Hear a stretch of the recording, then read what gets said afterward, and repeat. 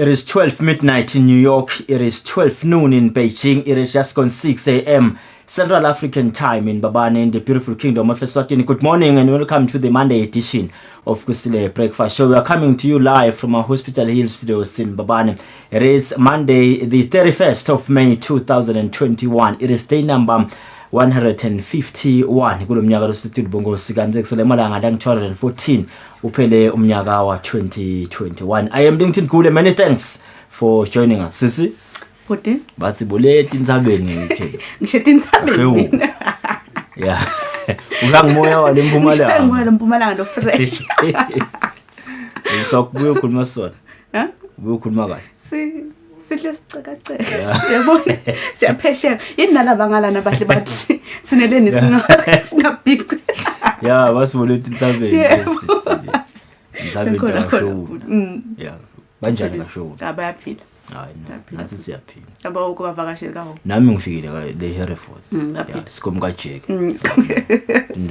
the right yabo usile na ngiqhamuka le kasho la mina ngiqhamuka indzawo letimbili etingafanani bese siya blenders Nkosi yami nje yeah malanga lamahle weki welcome ehleleni kusile breakfast show kungumsombuluko sesemba thi malanga lamahle impela somvule sibuya kuyo beniphethe kahle so niyachubeka niyaphepha na kumkhuhlane COVID-19 ihlelo kusile breakfast show lethelwa ngumsakazo wetithombe Eswatini TV libito lami ngingisamkelisiwe ngwakakhoza makwabane indzaba yasemali solo iyachubeka ebangilele singathi ayihambi kahle siyakhumbula nasikhuluma ngayo evikini leliphelile ukuthi lembo sekuba ngazo sokuba ngumkhubo just August last year lo mbufo wakhona wathatha mengameli Bobaka Keita na emvunankulu wakhe ekwali directorini bagcine ba resign. Same thing happens 9 months later.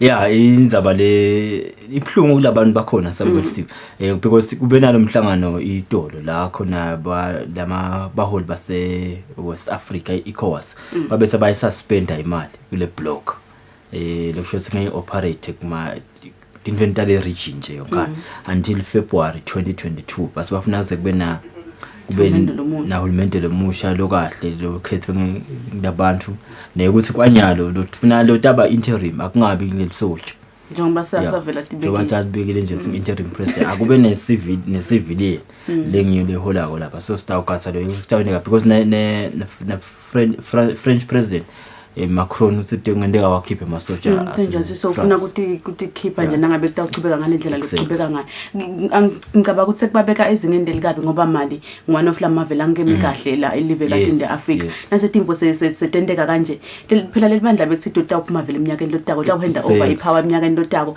18 months office emva kwalo the hand over hulumende kuba kube live le mali kuba nje likhetho lesebaleni 9 months later these are some of the issues la limata eAfrica lengasingakhona ukuthuthuka ngendlela lebase ngayithuthuka ngayo kancane nakusathiwa kulungisa indzaba tekuthula phinze kusukela omunye umsindo wokufuthi kanti bongo sinasenenzima Africa itolo President Cyril Ramaphosa bene inkulumo la ithula ke siveni sakhona ensene namuhla bangena ku restricted level 2 basema cases ayenyuka ngendlela lesimangaliso unjalo makabane ngibone Friday Saturday ngasibafola around 4519 iyachubeka iyakhula kakhulu letinombolo ekakhulu kade kunathi indzawo lesithi thine kwatholakala na variant yaseVenda laseNdiya ngikhona esifundzeni sase Gauteng lakwafola khona le variant yaseNdiya uyabona ukuthi isimo sesimbi kakhulu yeah ngoba iHauteng nje Northern Cape ne Northwest ne Free State le basibavele bona bakule third wave and uthi ngeke kuphela isikhathi lesithe the whole country ngakangeni ku third wave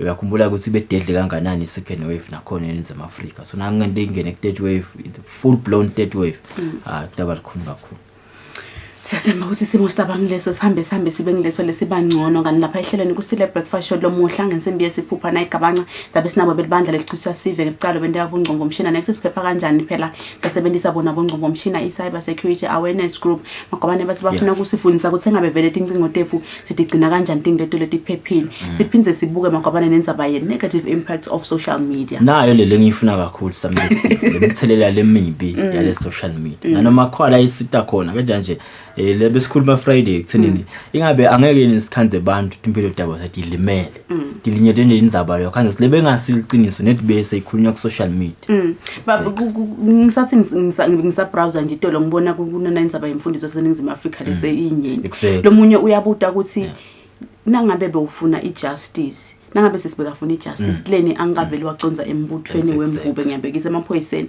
wangayi ku social media so uyayibona ukuthi lembo vele lenza ba social media sekunamajaji akhona la akugwebe aqedze ngawe khona la ngaphandle kuyogojwa inkantolo letifanele because ngilenye ngizabe sasibo sabona nzaba ye World Tobacco Day imithelela yekusebenzisa koligwayi njoba kevakala nala Eswatini ethenini abantu abalinganiselwa bo 600 bashiya emhlabeni njalo njengeminyaka babulawa ngema effects eligwayi sitafuna ukuthwala ukuthi ngabe vele ngoba kunelibandla leselisukunyisile litabe libona ukuthi ihulumende la ngakwenda kunasiqiniseko sekuthi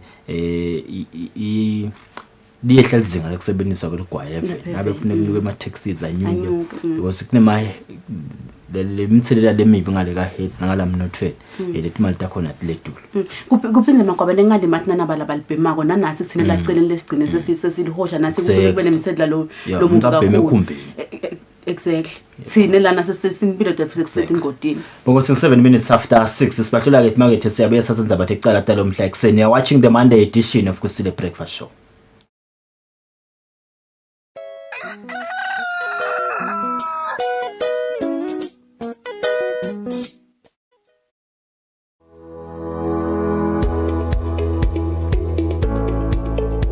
Why should we pay our TV license?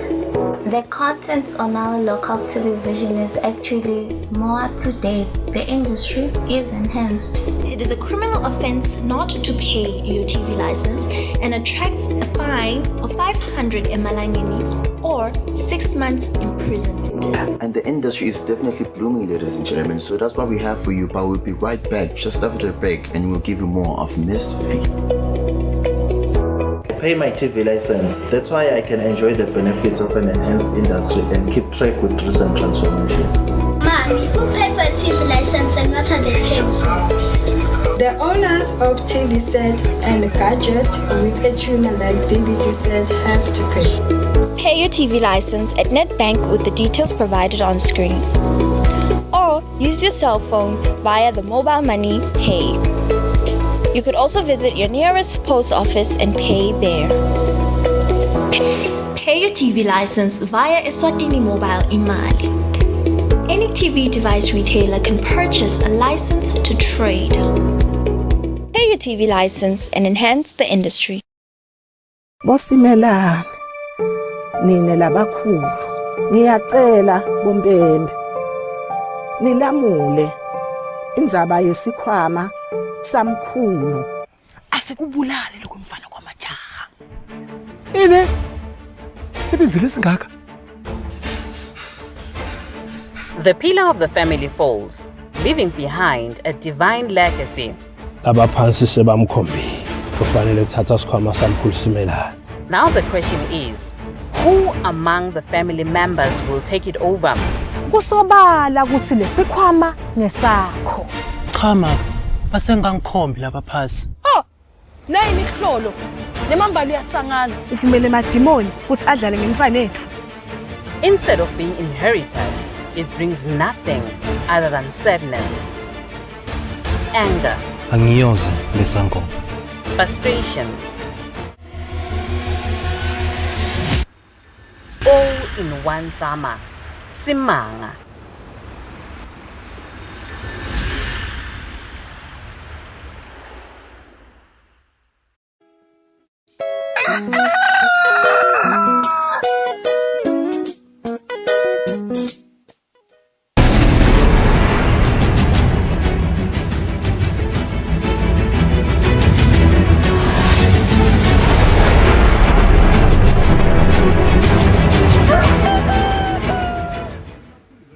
Bukela nguvusele ngikwamukele ndzabeni tecala talo mhla ekseni ehleleni Kusile Breakfast Show nasanza kulela umsakado wakho ubukela umsakado eThombe Eswatini TV sehlelweni Kusile Breakfast Show lomhla ngemsombuluko ekseni libito lami ngilingithini kule induna yetempilo lizinkosi ithi ke mancane emathuba ukuthi bantwana bangawuthola umkhuhlane we COVID-19 kungako ke bangekho ehlelweni lebantu ekubheke ukuthi bagomele wona lo mkhuhlane induna ithi lokhu ke kufaka ikhasi nalabo labasetikolweni. Induna yetempilo lezinkosi ithi bantwana abekho engotini lenkulu yokuthola umkhuhlane we-COVID-19 lokho kwabonakala esigabeni sesibili sawo lo mkhuhlane i-second wave njengoba baba bancane kakhulu lebatholakala sibana lo mkhuhlane kanzi nanabo basheshe belulama. Kulaba laba ku-10 to 19 sibonile kusinanyalo nakuvulwa tikolo kube khona tikolo labantwana ema-teenagers lamazadlana awutholile lo mkhuhlane basheshe bawukhahlela. Nalapho siyabuka lokuthi bantwana batawujova njani kodwa lokukhulu la lokubalekile ukuthi laba labakhala ama vaccines bavele baqala kubantu labana 18 and above ngikhona nyalo babuka ema vaccines latawenta ukuthi angajova abantwana labende ema vaccines la jova abantu laba below 18 kube ngi-Pfizer yedvana ingako nje ka-Israel sebajova bo 12-year-olds ngalo Pfizer kube ngi-Pfizer yedva basi le vaccine yabo isafe baqhubeka bayibuka ukuthi kusukela ku 12 kuyedulu kusede lo sabuka le kubantwana lebasitshela kona ke laba bakagama le amane i-vaccine yabo isengaphumeleli ngilokuthi babuka Sputnik Light they call it that maybe by the time sebaqedzile batabe sebafita ngalokunye ukuthi basibalungisa lo Sputnik V nje bafuna ukubuka Sputnik Light lotawu target abantwana kodwa kwanyalo abantwana labancane kude lapha kune vaccine ledzinga ukuthi bayithole aka COVID lesikubona komhlaba wonke ukuthi bayasurvive ngaphandle kwalabo labanetifo thide netinfo thide emtimbeni. Induna ithi kodwa-ke kutabe selokubukiwe ukuthi ingabe nakubheduka umkhuhlane esigaba sesithathu ingabe bantwana bona ubabekaphi lo mkhuhlane kwanyalo loluhla lokujovisa lunake bantu labasuka eminyakeni le-18 kuya edulu. Etindzabeni ngingiyani Msibina Zodwa Dlamini eMbabane. Lobambe kuba induna yethu isebenzi nenhlala kahle Pholile Shakhantu kutsata ke sive ukuthi sifundzele amakhono kude sitawukhona kutendela imali siphindze ke sikhonene kudiphilisa. Induna ke beyikhuluma ngesikhathi vakashele esikole semakhono e-Advocacy Vocational Center. Lobambe kuba induna ilitiko letisebenzi nenhlala kahle yato Pholile Shakhantu uthi umsebenzi wekuniketa sive emakhono lowentiwa sikolo semakhono i-Advocacy Vocational Center utalisita kakhulu live njengobe sive semaswati sitawukhona kwenta imisebenzi yekudiphilisa kunciphe kweswela. Imi nje nguhawukela ngathi kungaba yinfo lonke eSwati lelingakhona ukuthi lite facility lenje ukhone kutifundzela nje wena ukuthi ungaba netinkomo timbuti nami nje bese ngitihawukelela uthi ngathi ngiyangena ngibuye la classini utokhona lolwati ngoba nyalo sesine kucabanga ukuthi kuphumelela empilweni ukuthi uhambe uqeze isikole uye enyuvesi uye baningi labahambile le process leyo kepha bahlede emakhaya bethu umsebenzi so kungathi PS kungaba yinfo lesingayikhuthata lokuthi noma ikhona ifacility lenje noma ngangibani increase again kumbe ne-income ukuthi ungeta nje day school utokhona kufunza utowati ukuthi ukhone kudiphilisa umuntu. Indvuna iphindze yavakashela likolishi leliniketa tifundvo telisito lwekucala embangweni i-Emergency Medical Rescue College lapho ichaze khona ukuthi iyatfokota kubona ukuthi selitfutfukile kakhulu. Uthi uyethemba ukuthi bafundzi kuleli kolishi batawuphuma basite live. It's great to see some of the projects that are initiated under the PPP bearing fruit. Hulumende wakuleli udlala inzima lebonakalako ekuthuthukiseni kufundzela emakhono njengoba lihlaka lekuvusa umnotfo nasekwenge umkhuhlane i-COVID-19 luveta ukuthi hulumende utawukwakha luhlelo lolutawukhutsata ikakhulu bantfu labasha ukuthi bafundzele wona emakhono pheceleti i-Mindset Change Program. Etindzabeni teSwatini TV kubika Nelsi Wendla ngamandla kanti umbiko ubuye ehhovisi lelitiko letisebenzi nenhlala kahle yato. Likomiti lelibukeke kusebenta kwetimali tembuso eParliament iPAC selithumeke litiko letempilo ukuthi aseliyoyibukisisa kabanti indzaba ya 25% letholwa ke bonus yekusebenta isikhathi lesengetiwe i-overtime allowance. Likomiti linenkolelo ukuthi bonus imvamisa isikhathi abasebenzi isikhathi lesengetiwe kepha ke bayayithola le mali. Malivela litiko letempilo embiko likomiti lelibuke kusebenta kwetimali tembuso kuleli viki, emalunga elikomiti akhulumisa kabanti indzaba ya 25% letfolwa bonesi lekuthiwa imali yekusebenta sikhatsi lesecile i-overtime allowance. Emalunga atsi esikhatsini lesiningi abasisebenti leso sikhatsi lesecile kodwa-ke bayayitfola le mali. Into nje le flat itakwateka ukuthi kuna 25% vele wabonesi or sekuna 5% or whatever figure. To me, kubita ukuthi litiko kube nendlela letsite noma ke nabona watchmen ngoba bathi basabathi gebengu yabonesa. That's why basheshe bavale bahambe. Labanye one basayitha ukuthi bahlala etindlu tabo tikhashana bede tindlu within the facility. Hence kufuna bahambe. One lokusho ukuthi nalapho kune housing allowance lapho. Kanti pinjalo thola 25%. There is a problem. Serious problem. Labantu abadlala ema-clinic. Singaje bekubasuka la kamanzini. Avuke kamanzini ayithi kuba ngawani ushayisile ya kamanzini. Ukuthi sile overtime la iholela ku 25% umsebenzi nini. Mapalanelo mkhulu etiko letempilo Dr. Simon Zwane utamile kuyichaza le mali nekusebenta kwayo. Waba nginesi nje wacashwa you attract that 25% allowance. Kunabonesi ke labasebenta theater edibhedlela nama theaters la operational bangena on rotational basis le theater. Na ungena khona ke ungnesi babe sesebakufaka under I on call schedule. We claim on call. In the process of claiming the on call, they deduct your 25% will be an improvement so that you do not claim both. Dr. Zwane uthi batamile kuyikhulumisa itiko letisebenti tembuso lendzaba lelisilonake litiko akube litiko letempilo lelibuka kutsi kuyenteka yini vele lebakuholelako bayaya yini emsebentini bonesi. Etindzabeni ngigiyani Msibi ngisephalamende. Litiko letempilo selemukeleke timbatho tekuvela tisebenti tetempilo lekuyimpahla lenikelwe uhulumende welive leshayina sihlenge se-Taiwan lengetulu kwetingulungwane tingemashumi. Mapalala mkhulu etiko letempilo Dr. Simon Zwane uthi lesipho sibaluleke kakhulu njengoba live leSwatini lisalwa-ke nekwanza kwemkhuhlane ye-COVID-19.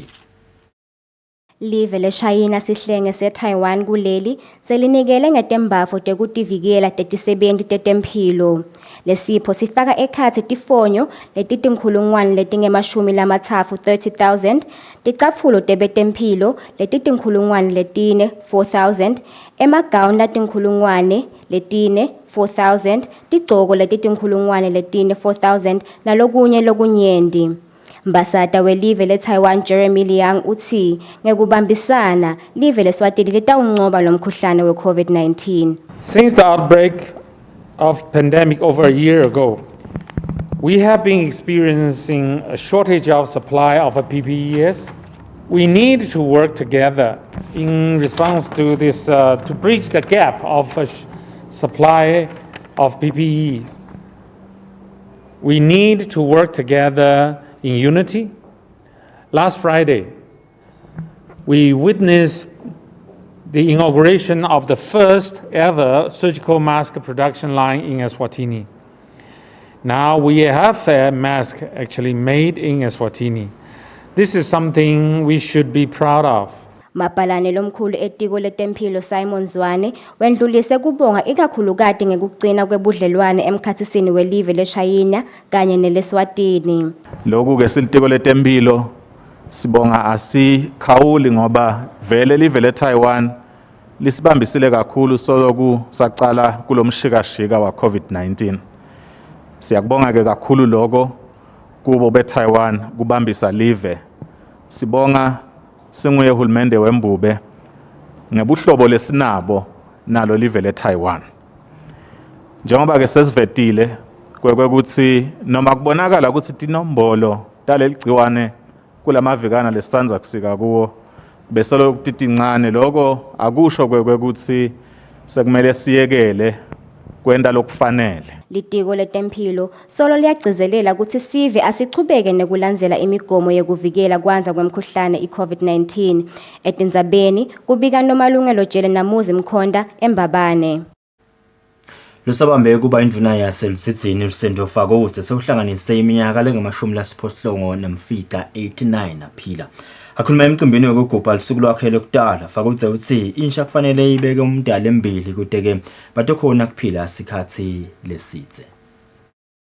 Kulo mcimbi wokugubha lusuku lokuqalwa lalobambe kuba indvuna yaseLutsitsini bebakhona bamfa benkhosi kanye nebafundisi kutohalalisela indvuna Lusendo Fakutse njengoba beyihlanganisa iminyaka lengamashumi nemfica.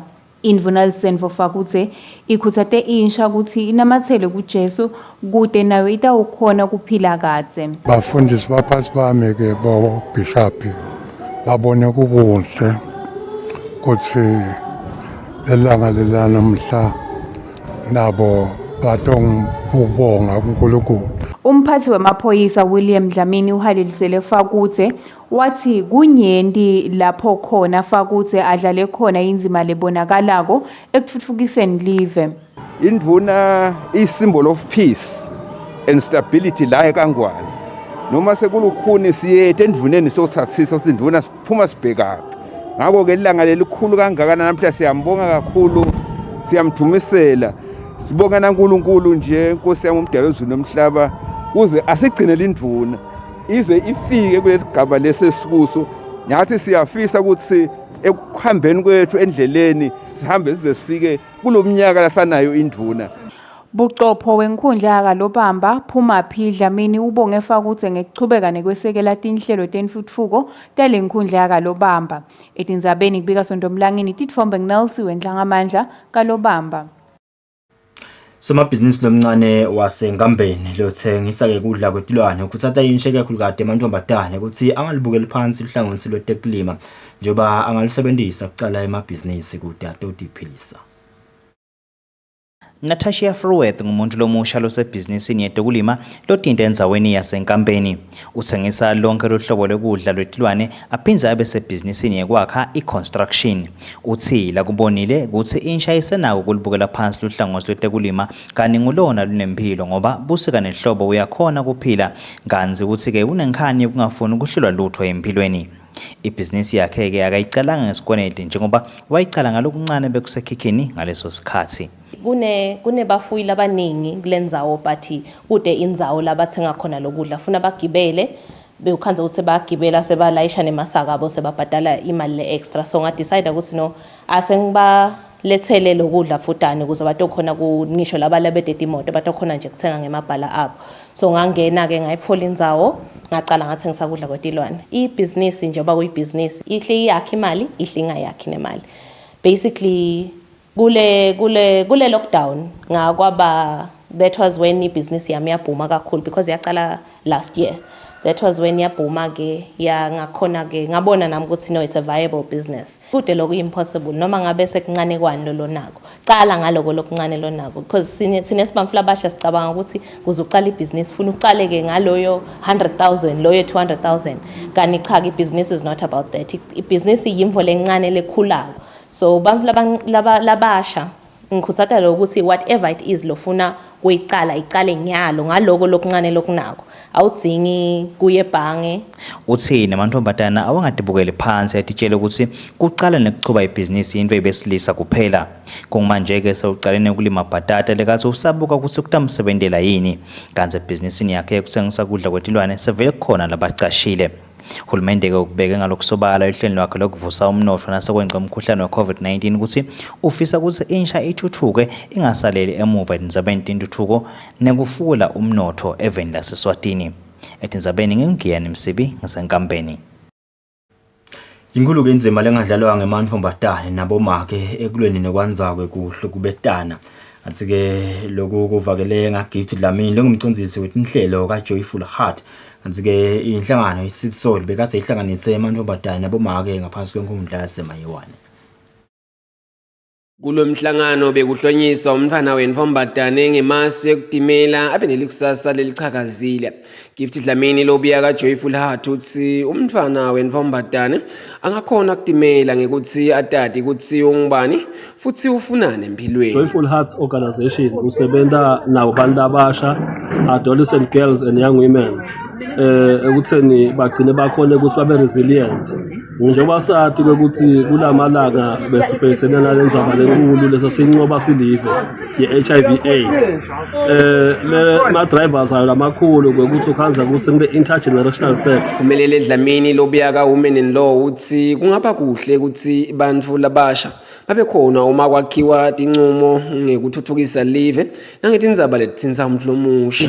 Bantfu labasha ukuthi babe khona etafuleni, not only ukuthi babe kutogcwalisa tinombolo but batokhuluma, batoletha lushintsho, batoletha tindzaba tebantfu labasha ikakhulukati emantfombatane, ikakhulukati kunakulesikubonako lokwendekako even lakhona abantwana bemantfombatane badlwengula, lakhona abantwana bemantfombatane bamitsiswa babancane.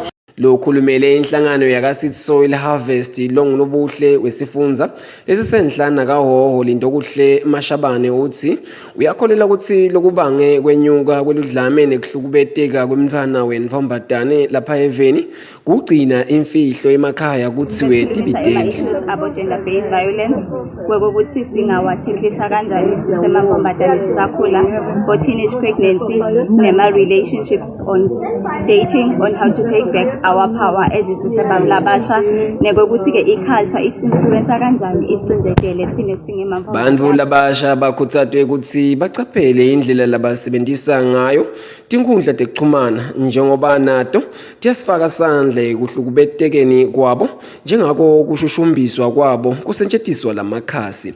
Etindzabeni teSwatini TV ngingibongozi Magagula emkhuzweni.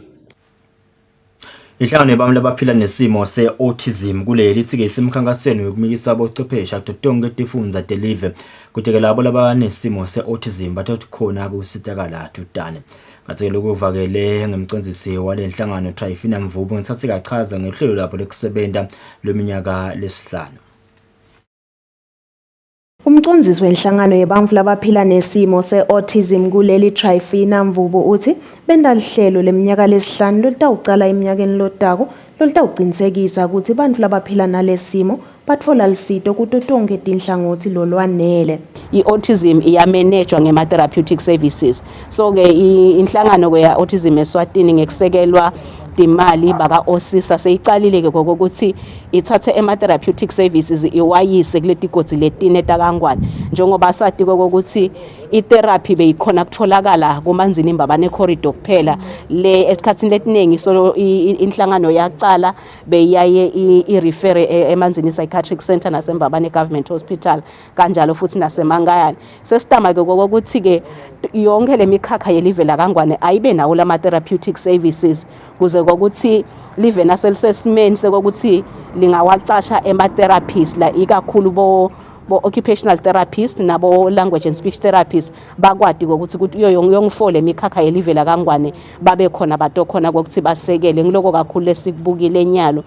Lenhlangano yithi kubantfu labalishumi kuleli labasithupha bakhombisa timpawu letitsite tesimo se-autism. Inhlangano yetemphilo kamhlaba i-World Health Organization ithi liyakhula inani lebantfu labakhombisa timpawu tesimo se-autism emhlabeni. Etindzabeni teSwatini TV kubika Nelsiwe Ndlangamandla nginasonto Mlangeni kaManzini.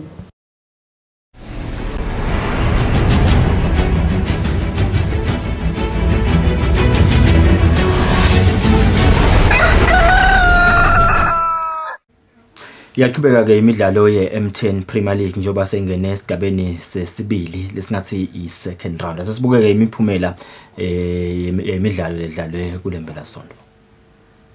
Emidlalweni ledlaliwe ngelisonto ngaphansi kwa-M10 Premier League licembu le-Royal Leopards litholane neDenver Sundowns ePrince of Wales eMbabane lapho khona iLeopard ikhonile kunqoba ngamagoli amabili ecanzeni. Umdlalo lolandzele kube ngiloyo weMbabane Highlanders kanye nayo iMilling Hotspurs. iMbabane Highlanders ikhonile kunqoba lowo mdlalo ngeligoli linye ecanzeni. Kanti ngemidlalweni lomkhulu wemacembu aselonjeni imhlume Peacemakers idlale ngekulingana ngelicanza ecanzeni neThabangolo Kelisi. Le mphumela sayisho ukuthi i-Royal Leopards ayivuleke isikhala samaphuzu lamane kubo neBuffaloes leyona idlale ngekulingana nembabane eSwallows kwayona leyesithathu ngemaphuzu lange-32 kanti ngembabane Highlanders yona yesine lebe seyibambene nembabane eSwallows ngalawo maphuzu. Kanti emsileni khona iMalandi Chiefs idlaleke ngekulingana neSeabirds seleseyinamaphuzu lalishumi ngetulu kwayo kunePeacemakers lenabo amaphuzu lalishumi kanti iBlack Swallows yona inalalishumi nakune lebambene nayo iThabango Locals. Kanti ngemidlalo yePremier League angeke ichubeke kuleli viki njengalokho kumele ukuthi badlali baye kukhembi yalo likhethelo lesive labo lababitiwe. Lobekela umsakazo weSwatini TV temidlalo ngiphathizwe Msibi Mbabane. Ngaleto temidlalo bongosi yasibambe lapha ke nizabade ecala talo mhla ekseni sibathola emakethe sibuya siyachubeka nehlelo.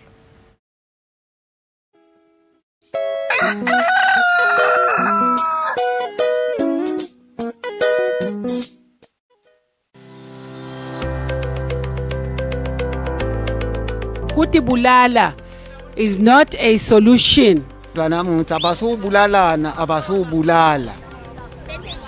Abaphile bonke labantu babe nemkhuhlane nakunemkhuhlane. Abantu abafuni kuthola ema-advices kulabanye abayi kuyofuna ema-advices kulabanye uthi umuntu unama-advisor lokule sengikudecide kanti-ke nemthandazo nokuthandaza kakhulu kuyasida empilweni kuthandaza ukholwa nje empilweni kuyasida kakhulu.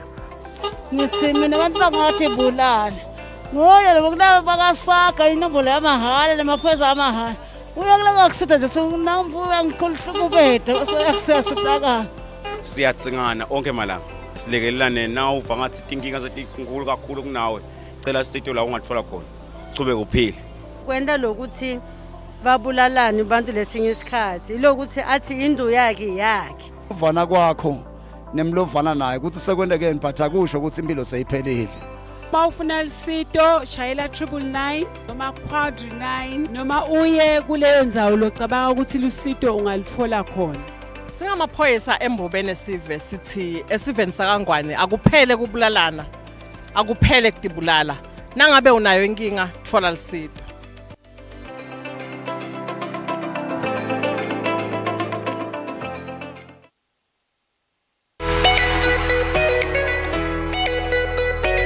Mangwane ivuka uvakashe yati live lapho kabantu imbukeli. There's so much to learn and see in the kingdom of Eswatini.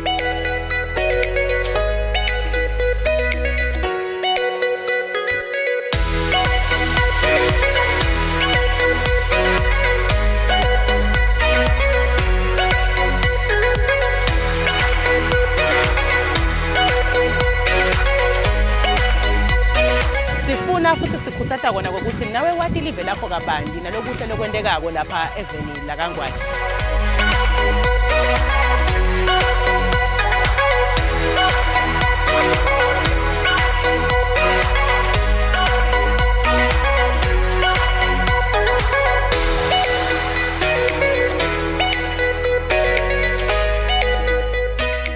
Namambalo uyabona mbukeli ukuthi indalo is a beautiful thing. Ubumkhulu baNkulunkulu buyabonakala ngendalo.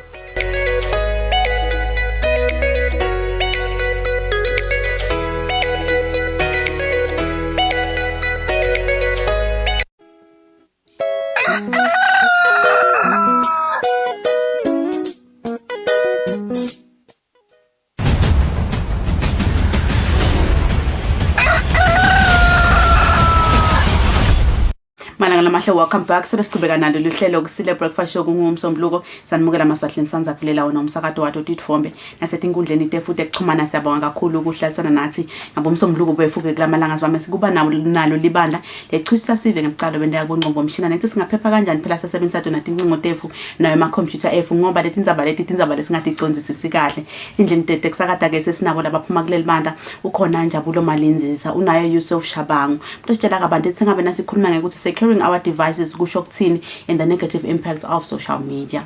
Sanamukele hleleni Malinzisa na Shabangu. Sivusele cause asivusele nababukela emakhaya. Ngicela ngayo Malinzisa when sikhuluma ngekuthi securing your device sisho ukuthini? Sibonge cause sivusele kuphindze sivusele babukela emakhaya. Ku secure i device kusho ukuthi lama gadgets app angiqale ngaleli gama lithi ama devices ama devices app ngula ma tools lesiwasebenzisako kuze sikhone kungena kule tinkundla zokuxhumana kuze sikhone kusebenzisa i-internet lama devices ethu ehlukene angemikhakha lehlukene kuna lama computer lesinawo emakhaya nalama laptops lesifunza ngawo etikolweni kwengce sina lama iPads nama tablets lesinawo futhi sibuye sibena netincingo onke ke lama tools lawa ngiyo lesiwasebenzisako kuze sikhone ukuxhumana nemhlaba wonke so nasiseke siya securisha kunetigaba letimbili ukuthi singaphephisa kanjani lama devices ethu kweqala kunesigaba sokuthi siyawaphephisa physically losho ukuthi umvu angakhona ukungena la device noma angase kuyendeka ukuthi soyiphethe ngetandla bese kwesibili ke sesiyawaphinze siyawaphephisa lama devices ethu ngelendlela lele yebuchwepheshe ngathi electronically ukuthi kube bede lokungena electronically kule device ngoba dimbili tingena tindlela ekungena kuleyo lithulusi lakho lokusebenza angangena ukuthi umvu mhlambe ukhonile ukuthi crack i-password yakho akhone kungena futhi angangena ndlela tsite wena ungadi angene electronically ngale tebuchwepheshe ube soluthi wena uliphethe lo cingo lwakho noma leyo computer yakho uthi solo isenziwa ngwekani ukuhalo soyisebenzisa ngansense ndlela tsite cishe ngilento igaba lesatibuka namhla ukuthi emaswati siphepha njani ke kula ma-gadget app lama siwavikela kanjani kula mathamela ngodi lesithi ngale lwimi lekubolekwa ama-hackers kuze bangakhoni kungena kula ma-devices app sisenemgamo lomuthi Mr Shabangu ngoba nangithenga licingo nje njabule esitolo ngivele ngithenge icingo ngihambe nalo ekhaya lokho into yokuqala maybe ngibuka bo Facebook ngibuka bo WhatsApp ekuthenini ukuthi ngilisecurishile noma kanjani imvole ngingayibuki le kuliciniso khoza vele sibantu labanengi imvamisa yesikhathi sikhanza ukuthi wafaka nje lawo ma platforms a social media so ucedzile kanti siyayesikhuthade ukuthi into ekuqala lekufuna uyende na uthenga licingo is the security setup lokuthi utowadi ukuthi noma ngabe kusasa leli cingo lakho ngebhadi lembise lilahlekile lo yorotalithola angeke azakhona ukuthi bese sokuba neaccess kule mininingwane yakho lela ngekhathi ecingweni so kumcwa kakhulu lokuthi lekula settings sizame indlela tonke tikhona leti indlela tekusetha ukuthi leli cingo leli kwase kwashintsha le sim card lengiyifakile ngifuna saleli lock lingasavuleki kwaze nguvile ke lokho Mr Shabangu ngakholwa ukuthi kuliciniso yini ukuthi nangabe ikhona indlela ukuthi lo tangithathela leli cingo wafaka nje lenye sim card ikhona indlela ekuthe kuvele kubikeke ukuthi hayi accessiwe ke lo muntu lekumele ngawusebenzisa leli cingo ikhona cause uyakusetha nje it's part of lama security settings alelo cingo especially mangabe ku smartphone sekungaba inkinga ke maybe makunginati letinye tincingo but lama smartphones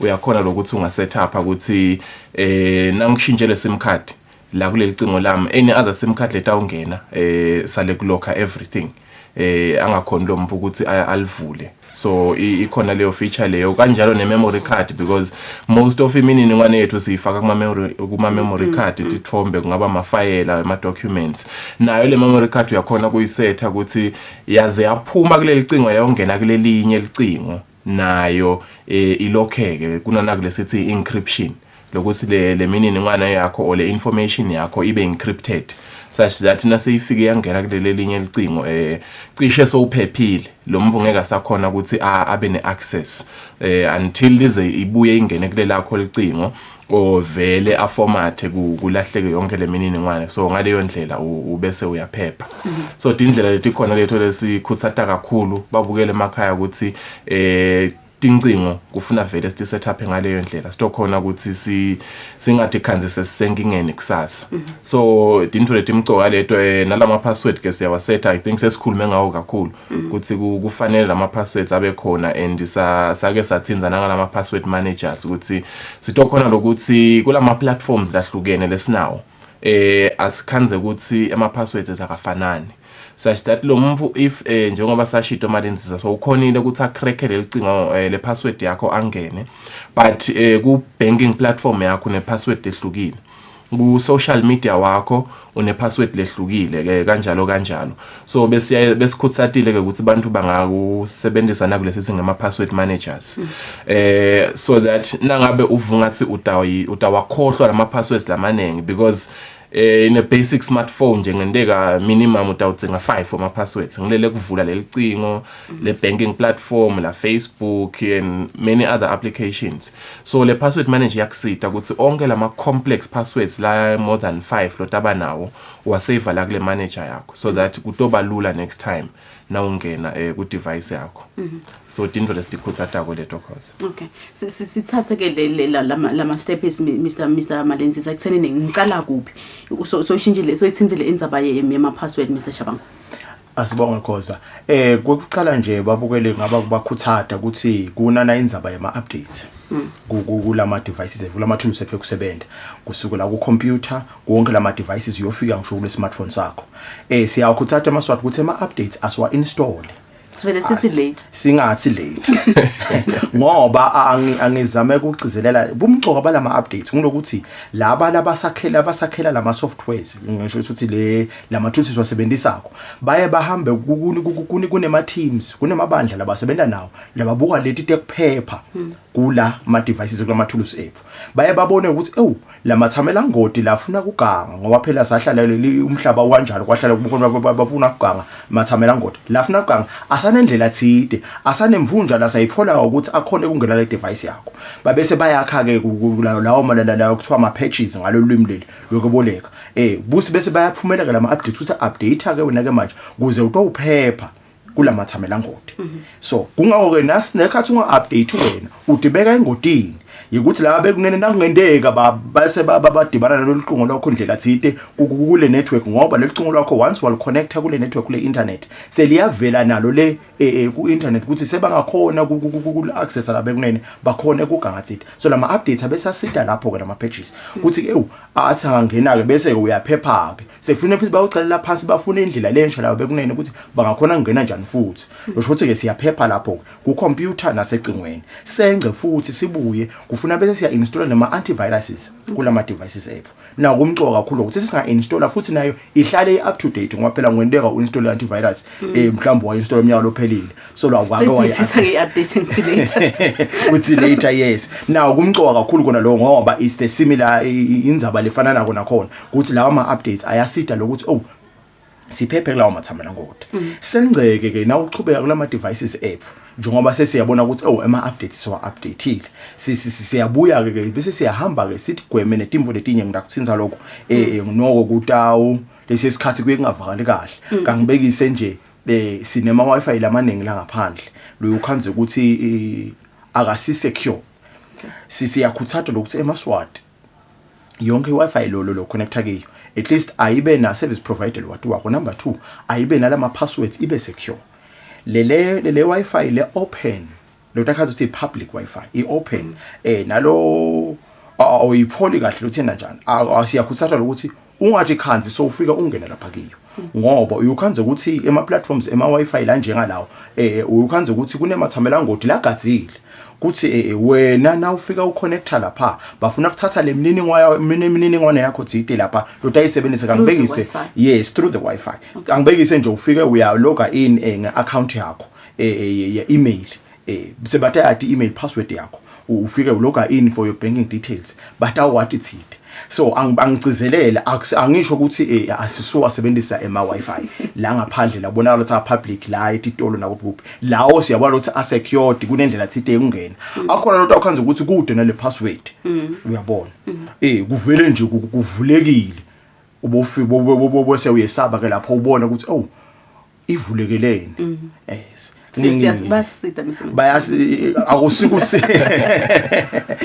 siyakuze ukuthi emaswati akakugweme lokho sengceke ke futhi ke sivete nenzaba ukuthi asisithi buke nalethi indzaba sesikhulume kanengi lokucishe ngaphinze ngichube ngoba ngeke ngakubona nami na indzaba sitakubita ngale lumi lokubelwa bathi ma spam messages kusho ukuthi na batakuthembisa ukuthi qhafata lapha utafuna kwamahala ngithe ecaleni nangisaveta ngathi kunendlela thithe labangena ngathi ungadi wena lacingweni lakho lo shothi leyo ndlela ke labavame ungenanga ikakhulu ngoba sebenzisa le ndlela leti ukuthi bakusendele la imessage yamahala ukuthi naku komahala chafata lapha uthola 500 gig chafata lapha utawina imoto chafata lapha kulemala lemavila phela nje kwana beko ka Toyota bathi utawina basendela kona basendela nalama links nalama yes bathi utawina iToyota utawina in so ngulamathamela ngodike lawo asasemkhubeni ukuthi akhone kungena ndlela thide lacingo lakho ungathi lesikhathi uvula le link wena ngilesikhathi wena ubavulela ukuthi wo sengivula umnyango ukuthi ngenani ngelanga ekhathi kulelo cingo lami device yamthide uyawukhanza ukuthi lo cingo lakho selusetshenziswa ngumumvu lo lengilandi wena ula ukhanza icingo lakho lidle ama data kakhulu ibattery yakho isheshe iphele uma ngale ukuthi icingo lami seludle ama data kangaka alukavami mose ukudla ama data kangaka nebattery yami sekukhanza ukuthi seyiyashisa ngichargeisile namhle kuseni emini nga12 sekude ikakhulu la ngabe ulihlala lo connected nje emsebenzini kwazi uconnect ku Wi-Fi yasemsebenzini luhlala ibattery sheshe iphele uvuka lihlala lisebenza wona ungalisebenzisa uyokhanza ukuthi ngalolu mlobolela bathi labanela labekunene ba creator lolu qingo lwakho bese balisebenzisa eze le robot feed go attack labanye lo shothi ngamagama loqingo lwakho awusathi controlanga sele controla ngilomunye wena ungadi ngiyo ngithike kunetindlela de kungena la qingweni lakho indlela thide kufuna semaswade ke sikubalekele lokho sikugweme nokuthi silukuchafata okay Mr Shabang ngithe nangifunza lana ngabona ukuthi bathi inzaba ye-Wi-Fi kufanele ngabe i-Wi-Fi mina ngiditshela ukuthi nangilami 17 I turn it on ngidovele ngibambele network yami 17 noma ngifika ngasendlini ngilokhona kuphinze ngibambele enye futhi noma ngifika kuphi ngikhona kubamba lenye futhi ihlale nje i-on so you should turn it off ne-Bluetooth sichazele why is it important for us ukuthi i-Bluetooth ne-Wi-Fi sihlale si turn off yes because kumcoka kakhulu njengoba sathinzile nje umlingane kulama Wi-Fis kufuna si connect ku Wi-Fi lesiyithembako lama smartphones esinawo le ndlela la setup ngakhona if utayishiya i-on le Wi-Fi it means noma ngase uyadihambela edolobheni nge-lunch hour yakho itawufika i-pick up anyway because kunalama Wi-Fi la ngaka protected lede ama passwords meaning once lelicingo la scanner lathola i-Wi-Fi automatically liya connect so kuba inkinga na utawushaya le Wi-Fi yakho i-on I think nje some of lama features la khona you can even set up usikhathi kuthi ngifuna le Wi-Fi yami ibe on nga8 nangifika emsebenzini up to nasikhathi nasi phinze ibe on maybe nga6 nasengisendlini and then in between itawudicisha yona lokho kwentela ukuthi sito avoid ukuthi so uhambe uconnecta ngisho kuma Wi-Fi lobo ungafisi ukuconnecta ku because lelicingo vele my on litathi connected kule Wi-Fi and bungoti balapho ke ukuthi awumati lo provider wale Wi-Fi yamahala awutati tinhloso takhe nasele connectile lelicingo lakho kuleyo Wi-Fi yakhe sekulula ukuthi loyo mvuloyo angathola imininingwane yakho through leyo connection leyo so vele asikuthathi ukuthi i-Wi-Fi yakhe ihlali on yebo kona siyathi sibantu siyathanda into tamahala but nje kungabuye kusifake engotini kanjalo nale Bluetooth ke i-Bluetooth ke kunanaba bo share it lesibasebenzisako the moment uvula bo Wi-Fi uvula bo Bluetooth kumcoka lo simase ucedzile uticishe le tinto lethu utivale manually because if uhamba nje i-Bluetooth yakho i-on it means any other person angakhona connecta kuleli cingo lakho and akhone ukuthatha emafile akho via le Bluetooth siyakubona kuyendeka kuboshe it nithi naseni connectene so uyakhona kubona ukuthi kunani ngale uyakhona ukuthi nisendelane nithathe kanjalo so kumcoka kakhulu lokuthi i-Bluetooth vele ivule nangabe uyisebenzisa and uyisebenzisa nemvulo omthembako if awuyisebenzisi you turn it off to avoid being a victim of because utawumangala so ukhanza ithombe takho noma amafile akho seka postwe elsewhere ungadi ukuthi kuchamukephi kanzi nginaba abantu laba connecta kuleli cingo lakho remotely via labo Wi-Fi nabo Bluetooth ngifuna sisale singena kunayina ngikwasikhathi sefu Mr Malindisa the negative impacts of social media right now inzaba social media inzaba letinye lesingadiconsisizi sonke siyafuna ngena ku social media sonke siyafuna kuba relevant sonke siyafuna kuposta sonke siyafuna ku comment on issues that are happening around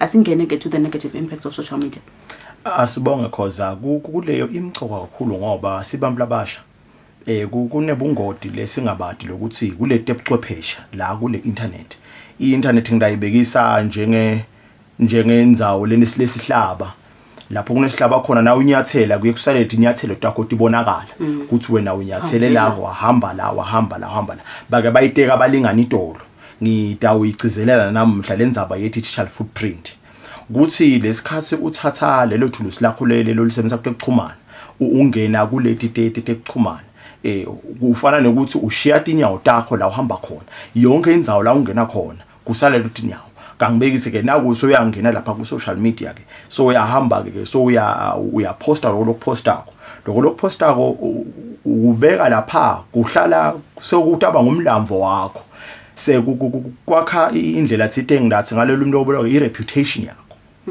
la online ngingakujubile nje Mr. ngoba kunelemvo le ivame kwenziwa Facebook lema memories khanze ukuthi lemvo wayiposta 5 years ago awusayifuna lokuyifuna sekuyachamuka zethi Facebook share a memory with you.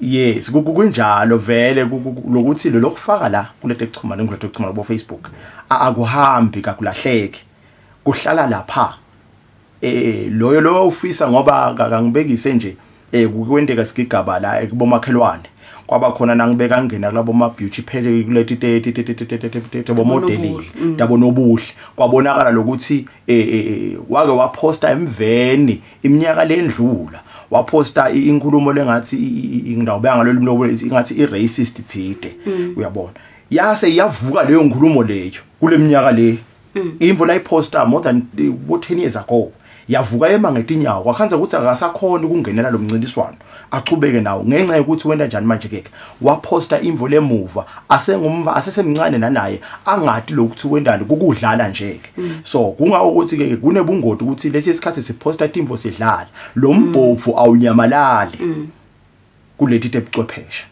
uhlala nje ukhona kuyawendeka ukuthi mhlambe ulomunye ahamba abiyelele emva awuphole lo akuphole lo wakuposta wena benze bese uyakubuya sekuthi ugijimisa wena futhi namhla kungakuphathi kahle empilweni ukhanso ulahlekelwa maphuba lamahle. Mr. Shabang kunema hashtags kunema challenge asingena how to handle that then ngingimove ngisebenzisa yona indaba ya social media ngikhona kanjani to handle all those things that are happening around nami ngiyafuna kuba relevant khona ama hashtags akhona ama challenge nani. Yes, cishe sesibonile ukuthi social media unebuhle nebungoti. Yebo akhona nalo ma hashtag. Siyaye sithi njengoba nje sithi kunanabungoti nabo asisho ukuthi abantu bangasawusebenzisa social media. But sithi abawusebenzise ngendlela lengiyo.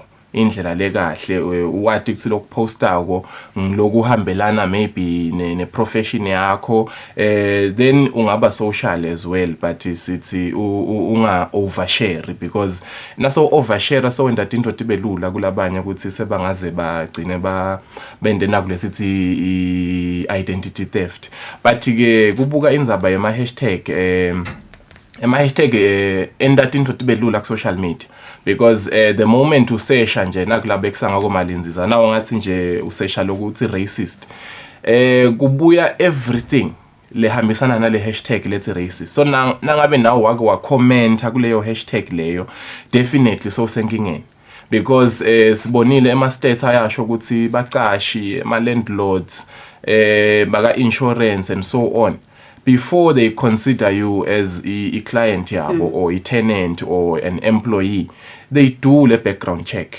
babuke ukuthi leka social media kuhamba njani yini kufika baba nemsinjana kulelo hlangothi Mr. Shabang ukuthi bafunani ku social media wami well njengokulo mhlaba lesiphila ko physically na social media is a space na lone mithetho yakhona so and lesikubukile bantu baspenda almost half of their time ku social media so naye lo mcashi unayo vele leyo right because kude umthetho lomvimbako ukuthi anga check yekuthi ahamba yokuchecka ukuthi ka Facebook ka social media ka Google because this thing is as simple as typing ligama lakho ka Google which is why these people labenda bo online reputation management they advise you ukuthi asoke utiseshe nawe ka Facebook ubone ukuthi yini lo tayitfola and are you happy with naku lo takutfola ka Facebook and then so yaqala ke so ulungisa I reputation yakho online because vele employees will definitely check through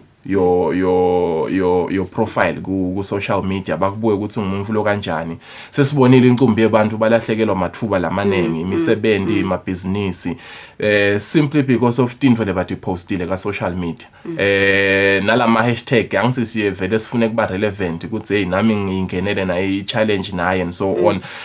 Not knowing ukuthi le challenge later on seyitakufaka enkingeni. So lesikuthatha ukuthi bantu abawabukela ama hashtag ubuke ukuthi is it relevant yini to what you want to align yourself with. If not, then let it be. If kuhambisana vele nokuthi hashtag lena lecishe ikahle it's for a good cause, then you can go ahead. Otherwise vele kumcoka lokuthi you should be cautious ukuthi yini leng participate kuyo online, yini lengi avoidako, so that you are not a victim later on. Uthi kanze so lose ama opportunities because of activity yakho online. Yes. Ngifuna kufana ngimisemalensisi. Eningizimu Afrika kube kwaba khona indzaba yemfundisi thide ima accusations la khona asathi noma kuneliciniso noma kunemanga akhona asibe amajaji akho. Kepha kube neargument ukuthi lo munye uthi maybe kuze ukuthi kutolaleleka ngoba maybe ngathi ngemaphoyiseni kungavakali ngcone nge social media. Lo munye uthi kube bofuna kuvakala ngawuhambile waye emaphoyiseni no report. Sithini umlingano wami bekusenge ukuthi kine ngitimpilo tebamvu letawulimala ngenxa yetimbo lesiposta ku social media. Sithini ngenza ba ya social media on that part. Sibonga khoza ngoba kwakhuthatha amaswati ngoba esikhathi lesiningi silimatwa kungadi kuthi nangabe lemvo lengiyendako angiyiconzi kuleso sikhathi ukuthi isisimvo sayo futhi nemonakalo lengawenda ungakanani. Siyavuma kuleli suku leplana lensuku leplana mhla sesibone i-social media njengendlela lekubonakala ukuthi kuzenza bayami ivakale ngcono angihambe ngiku social media. Gani lesinye isikhathi uyukhanza ukuthi akusiyo yona indlela le takusita leyo ngoba uyukhanza ukuthi lenzaba yakho seyawuphuma seyikhulumeka ngandlela ethi ngakamali likhulumeke ngoba silive kunetindlela letibekiwe dekukhulumisa tonke indzaba letinabo. La ngabe kunenkinga lethide lehambisana nemithetho kuyabonakala ukuthi vele indzaba yami angimikise emthethweni kuze ikhone kusebenziseka. Nangabe inkinga yami ifuna betembilo angimikise ngala betembilo. So lokho kuyawusisita singamaswati ngoba uyawukhanza ukuthi indzaba futhi isebenzeka kahle ngendlela lengiyo kunekuthi indzaba yakho ukhanza ukuthi seyiyaphuma ihamba iyazo ifika la ifuna ingafiki khona futhi seyitase imema netimvo longathi idzingi lobongakathi igatsi wena naso uyithatha soyibeka emhlabeni wonke ngoba sekuyawukhanza ukuthi sekuba nebungoti tsite lobe sebuyavela ngekuhamba kwamalanga kulendlela lesena ngayo. So siyakhuthatha lo sithi ngamaswati asizame kulandlela letindlela letingito letibekiwe eveni ukuthi nangabe kunenzaba lenjengale levelako nangabe ihambisana bemthetho asivele siye kuba khona bemthetho bavule eminyango ukuthi azindzaba ibike indzaba ito usebendeka ihambe letindlela letingito kuze ifike egcineni kwayo. Ngakho lengakhuthatha amaswati njengawo. Msashaba ngingathini kwegcina singihamba?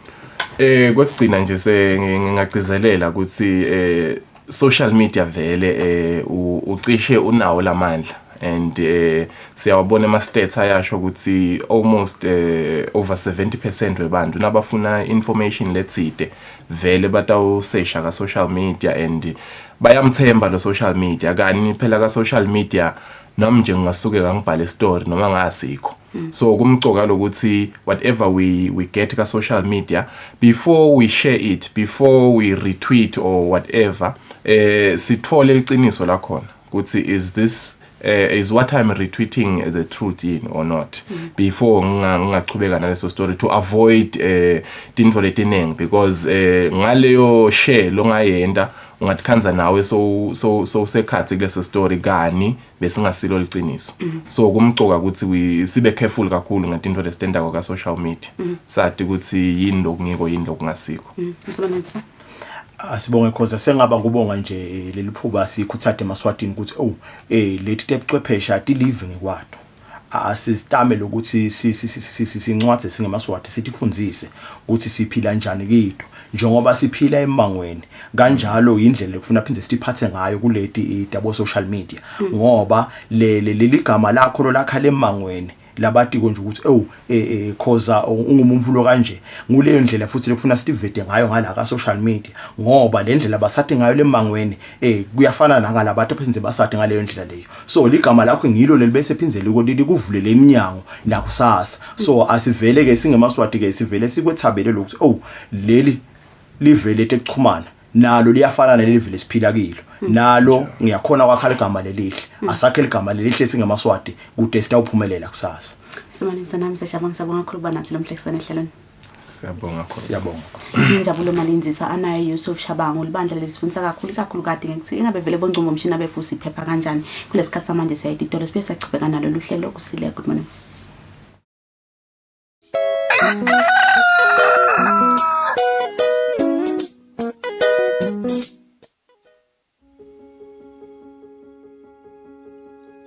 Junior's mum, is everything okay?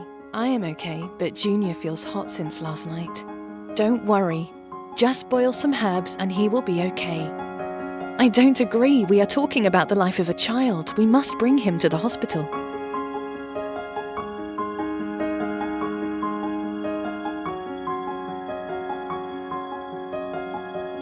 Mum, the test was positive. The child has malaria. Give the medicine during 3 days according to the prescription. Did you understand? Yes. During the COVID-19 pandemic, keep following all the preventative measures for the treatment of malaria. If you have a fever, seek a health centre. Always sleep under the treated net all year long. Help the health teams by opening your doors for spraying. Apidone is safe. SADC continues strong in the fight against malaria.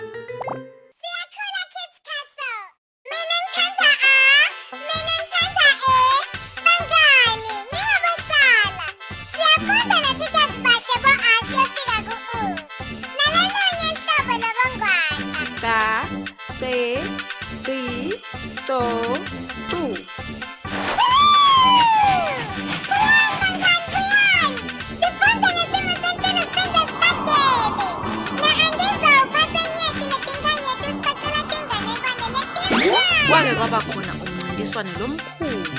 Sibuye sifunde kubala nangetitho tempilo. Lamuhla ake sibukede emehlo. Bese-ke cagela ukuthi sigcina ngani.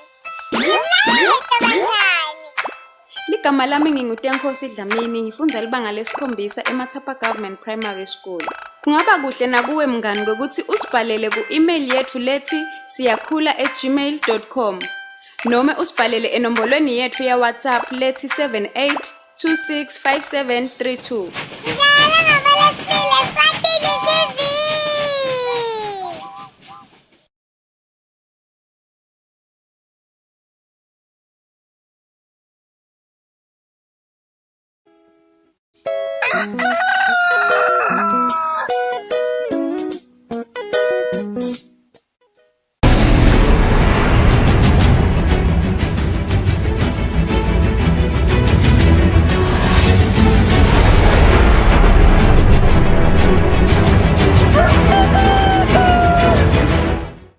Malanga lamahleselo sehlelweni kusile breakfast show kungo umsombuluko kulesikhathi samanje singena etintsabeni desibili talomhla ekseni. Indvuna yetempilo lezinkosi ithi mancane emathuba ukuthi bantwana bawuthola umkhuhlane COVID-19 kungako bangekho ehlelweni lokujovela wona lo mkhuhlane. Indvuna ithi lokho kufaka ekhathi nalabo labasesikolweni.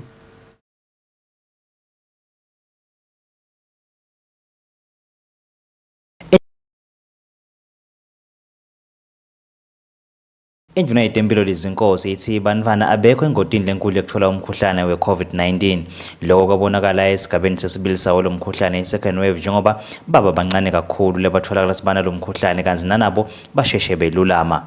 Kulaba laba ku-10 to 19 sibonile kusinanyalo nakuvulwa tikolo kube khona tikolo labantwana ema-teenagers lamazadlana awutholile lo mkhuhlane basheshe bawukhahlela nalapho siyabuka lokuthi bantwana batawujova njani kodwa lokukhulu la lokubalekile ukuthi laba labakhala ama vaccines bavele baqala kubantu labana 18 and above ngikhona nyalo babuka ema vaccines latawenta usangajova abantwana labende ema vaccines la jova abantu laba below 18 kube ngi-Pfizer yedvana ingako nje ka-Israel sebajova bo 12-year-olds ngalo Pfizer kube ngi-Pfizer yedva bathi le vaccine yabo isafe bachubeka bayibuka ukuthi kusukela ku 12 yedulu kusede lo sabuka le kubantwana lebasitshela kona ke laba bakagamale amane i-vaccine yabo isengaphumeleli ngilokuthi babuka Sputnik Light they call it that maybe by the time sebaqedzile batabe sebafita ngalokunye ukuthi bathi balungisa lo Sputnik V nje bafuna ukubuka Sputnik Light lotawu target abantwana kodwa kwanyalo abantwana labancane kude lapha kune vaccine ledzinga ukuthi bayithole yaka COVID lesikubona komhlaba wonke ukuthi bayasurvive ngaphandle kwalabo labanetifo thide netinfo thide emtimbeni. Induna ithi kodwa-ke kutabe selokubukiwe ukuthi ingabe nakubheduka umkhuhlane esigaba sesithathu ingabe bantwana bona ubabekaphi lo mkhuhlane kwanyalo loluhla lokujovisa lunake bantu labasuka eminyakeni lelishumi nesiphohlongo kuya edulu. Etindzabeni ngengiyani Msibina Zodwa Dlamini eMbabane. Lobambe kuba indvuna yetiko leti-70 nenhlala kahle yato Pholile Shakhantu ukhutsata sive semaswati ukuthi sifundzele emakhono kude sikhone kutendela imali siphindze sikhone nekutiphilisa. Indvuna beyikhuluma ngesikhathi ivakashele isikolo semakhono i-Malkens Vocational Center. Lobambe kuba indvuna yetiko leti-70 nenhlala kahle yato Pholile Shakhantu uthi umsebenzi wekuniketa sive emakhono lowentiwa sikolo semakhono i-Malkens Vocational Center utalisita kakhulu live njengobe sive semaswati sitawukhona kwenta imisebenzi yekutiphilisa kunciphe kweswela. Imi nje nguhawukela ngathi kungaba yinfo lonke eSwati lelingakhona ukuthi lite facility lenje ukhone kutifundzela nje wena ukuthi ungaba netinkomo timbuti nami nje bese ngitihawukelela uthi ngathi ngiyangena ngibuye la classini utokhona lolwati ngoba nyalo sesine kucabanga ukuthi kuphumelela empilweni ukuthi uhambe uqeze isikole uye enyuvesi uye baningi labahambile le process leyo kepha bahlede emakhaya bethu umsebenzi so kungathi PS kungaba yinfo lesingayikhuthata lokuthi noma ikhona ifacility lenje noma ngangibani increase again kumbe ne-income ukuthi ungeta nje day school utokhona kufunza utowati ukuthi ukhone kutiphilisa umuntu. Indvuna iphindze yavakashela likolishi leliniketa tifundvo telisito lwekucala embangweni i-Emergency Medical Rescue College lapho ichaze khona ukuthi iyatfokota kubona ukuthi selitfutfukile kakhulu. Uthi uyethemba ukuthi bafundzi kuleli kolishi batawuphuma basite live. It's great to see some of the projects that are initiated under the PPP bearing fruits. Hulumende wakuleli udlala inzima lebonakalako ekuthuthukiseni kufundzela emakhono njengoba lihlaka lekuvusa umnotfo nasekwengce umkhuhlane i-COVID-19 luveta ukuthi hulumende utawukwakha luhlelo lolutawukhutsata ikakhulu bantfu labasha ukuthi bafundzele wona emakhono pheceleti i-Mindset Change Program. Etindzabeni teSwatini TV kubika Nelsi Wendla ngamandla kanti umbiko ubuye ehhovisi lelitiko leti-70 nenhlala kahle yato. Likomiti lelibuka kusebenta kwetimali tembuso eParliamente selithumela itiko letemphilo ukuthi libukisise indzaba ya 25% lokuthiwa imali letfolwa bonesi yekusebenta sikhatsi lesecile i-overtime allowance. Emalunga athi bonesi imvamisa abasebenzi isikhatsi lesecile kodwa bayayitfola le mali. Malivela litiko letempilo embiko likomiti lelibuke kusebenta kwetimali tembuso kuleli viki, emalunga elikomiti akhulumisa kabanti indzaba ya 25% letfola bonus lekuthiwa imali yekusebenta sikhatsi lesecile i-overtime allowance. Emalunga atsi esikhatsini lesiningi abasisebenzi leso sikhatsi lesecile kodwa-ke bayayitfola le mali. Into nje le-flat itakwateka ukuthi kune-25% vele wabonus or sekuna-5% or whatever figure. To me, kubita ukuthi litiko kube nendlela letsite noma ke nabona watchmen ngoba bathi basabathi gebengu yabonesa. That's why basheshe bavale bahambe. Labanye one basayitha ukuthi bahlala etindlu tabo tikhashana bede tindlu within the facility. Hence kufuna bahambe. One kulokho sina lapho kune housing allowance lapho. Kanti pinjalo thola 25%. There is a problem. Serious problem. Labantu abadlala ema-clinic. Sina nje bekubasuka la kamanzini. Avuka kamanzini ayithi kuba ngawani ushaya isilo ya kamanzini. Ukuthi sile overtime la iholela ngo-25% umsebenza nini. Mapalanelo mkhulu etiko letempilo Dr. Simon Zwane utamile kuyichaza le mali nekusebenta kwayo. Waba nginesi nje wacashwa you attract that 25% allowance. Kunabonesi ke labasebenta e-theater dibedlela nama-theaters la operational bangena on rotational basis le e-theater. Na ungena khona ke ungnesi babe sisebakufaka under i-on call schedule. We claim on call. In the process of claiming the on call, they deduct your 25% will be an improvement so that you do not claim both. Dr. Zwane uthi batamile kuyikhulumisa itiko letisebenti tembuso lendzaba lelisilona-ke litiko akube litiko letempilo lelibuka kutsi kuyenteka yini vele lebakuholelako bayaya yini emsebentini bonesi. Etindzabeni ngingiyani Msibi ngisephalamende. Litiko letempilo selemukele sipho setembatho tekuvikela tisebenti tetempilo eveni leShayina sihlenge seTaiwan letitinkulungwane letinge-40,000.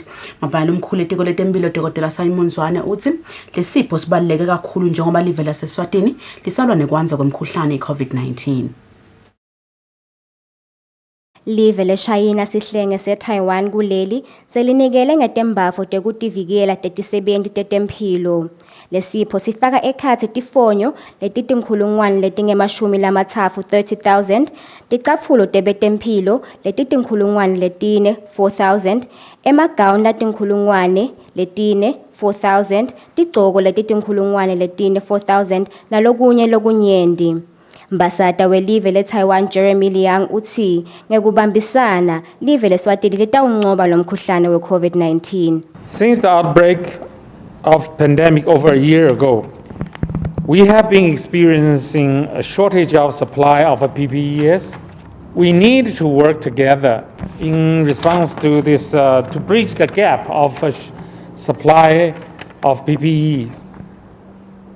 We need to work together in unity. Last Friday, we witnessed the inauguration of the first ever surgical mask production line in Eswatini. Now we have a mask actually made in Eswatini. This is something we should be proud of. Mapalane lomkhulu etiko letemphilo Simon Zwane wendlulise kubonga ikakhulukati ngekugcina kwebudlelwane emkhathisini welive leShayina kanye neleswatini.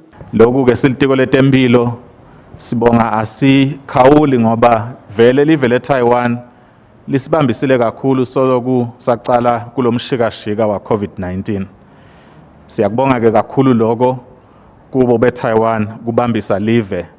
Sibonga singuye uhulumende wembube ngebuhlobo lesinabo nalo live leTaiwan. Njengoba ke sesivetile kwekuthi noma kubonakala ukuthi tinombolo taleligciwane kulamavikana lesisanza kusika kuwo bese lokutincane lokho akusho kwekuthi sekumele siyekele kwenta lokufanele. Litiko letempilo solo liyagcizelela ukuthi sive asichubeke nekulandzela imigomo yekuvikela kwanza kwemkhuhlane i-COVID-19. Etindzabeni kubika Nomalungelo Jele Namuzi Mkhonda eMbabane. Losabambe kuba indvuna yaseLudzidzini Lusembo Fakutse sohlanganisa iminyaka lengama-80 nemfica. Akhuluma emcimbini wokugubha lusuku lwakhe lokutalwa Fakutse uthi insha kufanele ibeke umdali embili ukuze bakhone kuphila isikhathi lesidze. Kulo mcimbi wokugubha lusuku lokutalwa lalobambe kuba indvuna yaseLudzidzini bebakhona bamfa benkosi kanye nebafundisi kutohalalisela indvuna Lusembo Fakutse njengoba beyihlanganisa iminyaka lengama-80 nemfica.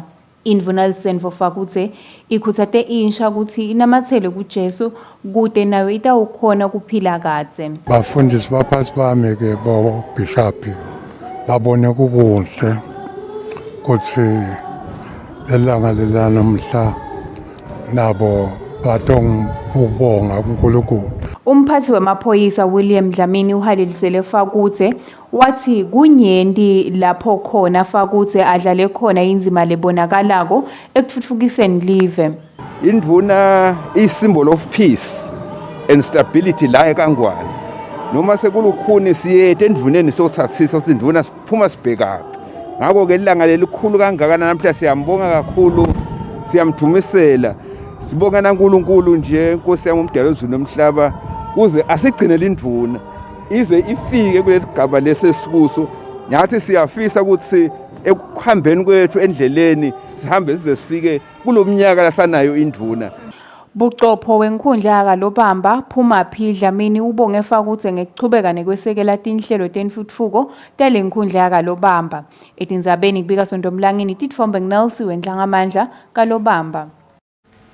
Somabhizinisi lomncane wasenkambeni lothengisa kudla kwetilwane ukhutsata insha lapha eveni kakhulukade mamfombatane ukuthi bangalibalekeli lihlangosi letekulima njengoba lunempilo nini nanini.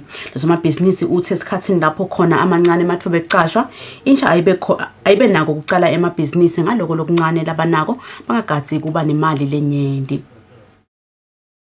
Natasha Fruweth ngumuntu lomusha losebhizinisini yetekulima lotinta endzaweni yasenkambeni. Uthengisa lonke lohlobo lokudla lwetilwane aphindze abe sebhizinisini yekwakha i-construction. Uthi lakubonile ukuthi insha isenako kulibukela phansi luhlangosi lwetekulima kanti ngulona lunemphilo ngoba busika nehlobo uyakhona kuphila kanzi ukuthi ke unenkhani ukungafuni ukuhlelwa lutho empilweni. Ibhizinisi yakhe ke akayicalanga ngesikwenede njengoba wayicala ngalokuncane bekusekhikhini ngaleso sikhathi.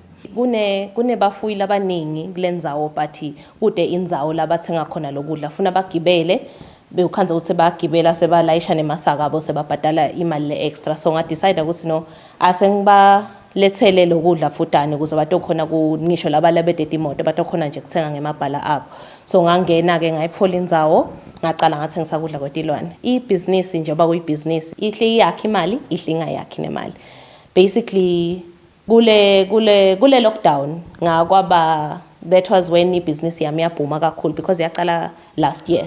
That was when yabhuma ke ngakhona ke ngabona nami ukuthi no it's a viable business. Kude lokho impossible noma ngabe sekuncane kwani lo nako. Cala ngaloko lokuncane lo nako because sinesibamfula basha sicabanga ukuthi kuzoqala ibusiness funa uqale ke ngaloyo 100,000 loyo 200,000 kanti cha ibusiness is not about that. Ibusiness yimvo lencane lekhulako. So bamfula labasha ngikhutsata lo ukuthi whatever it is lofuna kuyicala iqale nyalo ngaloko lokuncane lokunako awudzingi kuye ebhange. Uthi namantombazana awangadibukeli phansi atitshele ukuthi kuqala nekuchuba ibhizinisi into ebesilisa kuphela. Kumanje ke sewuqalene ukulima bhatata lekathi usabuka ukuthi kutamsebenzela yini kanti ebhizinisini yakhe yokuthengisa kudla kwetilwane sevele kukhona labacashile. Hulumende ke ukubeka ngalokusobala ihlelo lakhe lokuvusa umnotho nasekwenqa umkhuhlane we-COVID-19 ukuthi ufisa ukuthi insha ithuthuke ingasaleli emuva etindzabeni tentuthuko nekufula umnotho eveni laseswatini. Etindzabeni ngingiyani Msibi ngisenkambeni. Bantfwana bemantombazana nabo make inkulu inzima labangayidlala ekunciphiseni lizinga lekuhlukubeteka kwabo kanti lokuvetwe nguGift Dlamini longumcondzisi wetinhlelo kaJoyful Heart. Kulomhlangano bekuhlonyiswa umntwana wenfombadane ngemasi yokutimela abe nelikusasa lelichakazile. Gift Dlamini lobuya ka Joyful Heart uthi umntwana wenfombadane angakhona ukutimela ngekuthi atati ukuthi ungubani futhi ufunane empilweni. Joyful Hearts Organization usebenza nabantu abasha, adolescent girls and young women. Ekutheni bagcine bakhona ukuthi babe resilient. Njengoba sathi ukuthi kulamalanga besifesene nalendzaba lenkulu lesasincoba silive ye-HIV AIDS. Ma drivers ayo lamakhulu ukuthi ukhanza ukuthi kule intergenerational sex. Simelele Dlamini lobuya ka Women in Law uthi kungaba kuhle ukuthi bantfu labasha babe khona uma kwakhiwa tincumo ngekuthuthukisa live nangetindzaba letitsinsa umntfu lomusha. Bantfu labasha ukuthi babe khona etafuleni, not only ukuthi babe kutogcwalisa tinombolo but batokhuluma, batoletsa lushintsho, batoletsa tindzaba tebantfu labasha ikakhulukati emantfombatane, ikakhulukati kunakulesi kubonako lokwendekako eveni lakhona abantwana bemantfombatane badlwengula, lakhona abantwana bemantfombatane bamitsiswa babancane.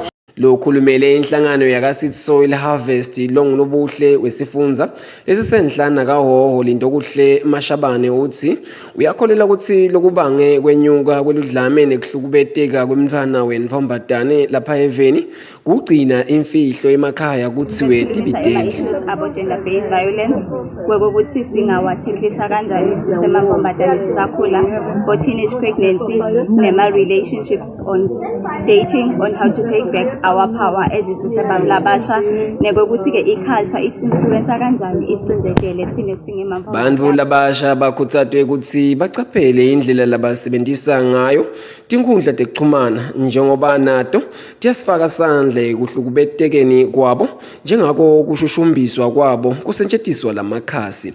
Etindzabeni teSwatini TV ngingibongozi Magagula emkhuzweni. Inhlangano yabantfu labaphila nesimo se-autism kuleli i-Autism Eswatini ithi semkhankasweni wokumikisa abochwephesha lababukele sifo kuto tonke tifundza takuleli kude labo labaphila naso lesimo basitakale kangcono. Lokuvakele ngemcondzisi wayo lenhlangano Trifina Mvubu. Umcondzisi wenhlangano yebantfu labaphila nesimo se-autism kuleli Trifina Mvubu uthi benda lihlelo leminyaka lesihlanu lolutawucala eminyakeni lotako lolutawucinisekisa ukuthi bantfu labaphila nalesimo batfola lusito kuto tonke tinhlangothi lolwanele.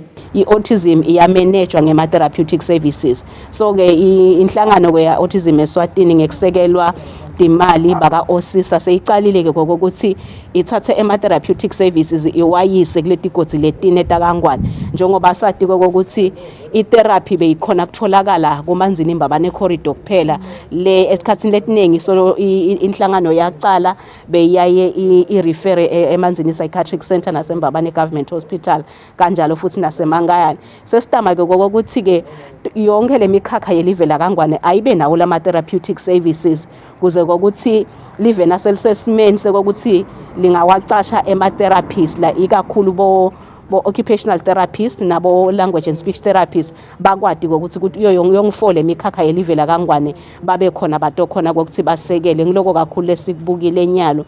Lenhlangano yithi kubantfu labalishumi kuleli labasitfupha bakhombisa timphawu letitsite tesimo se-autism.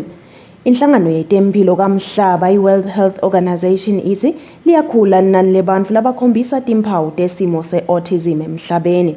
Etindzabeni teSwatini TV kubika Nelsiwe Ndlangamandla nginasonto Mlangeni kaManzini. So khethiwe sihlalo lomusha wenhlangano yabomake bemabandla i-Women's Conference lo lesihlalo uthi lomthando Thandi Mahlalela uthi ekubambisana nalabanye bomake bemabandla lahlukahlukene dinyendi timvo labangadenda tiphumelele lokufaka ekhathi ukuthi bomake bemebacini babe imigogodla yemakhaya kude livela seSwatini lisimame lithuthuke liye embili. Ngemuva kwekhamba emhlabeni kwasihlalo wenhlangano yabomake bemabandla i-Women's Conference sekukhethiwe sihlalo lomusha walenhlangano. Umfundisi Jukasiwela uthi banelithemba lelikhulu lekuthi bomake batawuchubeka nekusimamisa emakhaya abo ngekubambisana kanye nekubeka umdali ukuthi abe sisekelo sako konke labakwendako. Sibheka ukuthi umholi wethu lomusha lesimtholile namuhla amane enkulunkulu sibambisene naye asiphakamise ngendlela lemangalisayo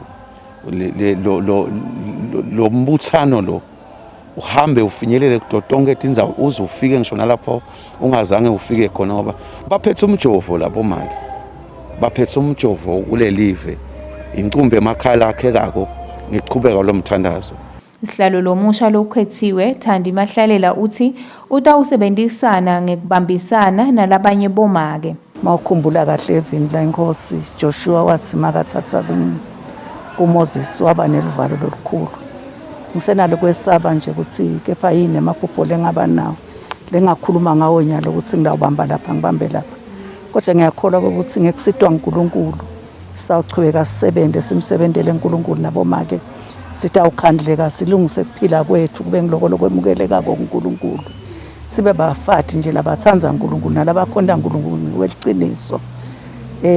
Ngiyacabanga ukuthi babonile lokuthi bangakhona ukuthi bangibeke embili ngihambe kanye nabo ngale ndlela lebayibonile bona. Mina ngidele nginako enhlitweni nale ngikwethembile kude ngithembe nje ukuthi uNkulunkulu utazihola kuko konke abantu abami.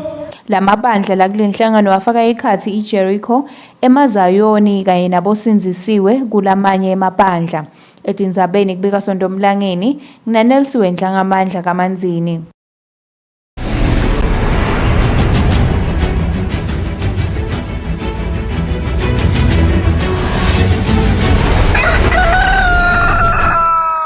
Sesingena etindzabeni temidlalo sicala ngemiphumela yemidlalo ledlaliwe ngaphansi kwendlebe ye-MTN Premier League. Emidlalweni ledlaliwe ngelisonto ngaphansi kwaye MTN Premier League licembu leRoyal Leopards litholane neDenver Sundowns ePrince of Wales eMbabane lapho khona iLeopard ikhonile kunqoba ngamagoli amabili ecanzeni. Umdlalo lolandzele kube ngiloyo weMbabane Highlanders kanye nayo iMilling Hotspurs. iMbabane Highlanders ikhonile kunqoba lowo mdlalo ngeligoli linye ecanzeni. Kanti emidlalweni lomkhulu wemacembu aselonjeni imhlume Peacemakers idlala ngekulingana ngelicanza ecanzeni neThabangolo Locals. Lemphumela seyisho ukuthi iRoyal Leopards ayivuleke isikhala semaphuzu lamane kubo neBuffaloes leyona idlala ngekulingana neMbabane Swallows kwayona leyesithathu ngemaphuzu lange-32. Kanti iMbabane Highlanders yona yesine lebese ibambene neMbabane Swallows ngalawo maphuzu. Kanti emsileni khona iMalandi Chiefs idlaleke ngekulingana neSeabirds seleseyinamaphuzu lalishumi ngetulu kwayo kunePeacemakers lenabo amaphuzu lalishumi.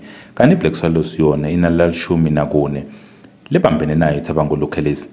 Kanti ngemidlalo yePremier League angeke ichubeke kuleli viki njengalokho kumele ukuthi badlali baye kukhembi yalo likhethelo lesive labo lababitiwe. Lobekela umsakazo weSwatini TV temidlalo ngiphathizwe Msibi eMbabane. Mana ngamahle sifika kanjalo ke maphethelweni adotinsabatefu lebetesibili lomhla ekseni kulesikhathi manje siyayithi idolo sibe siyachubeka nalo luhlelo kusile. Good morning.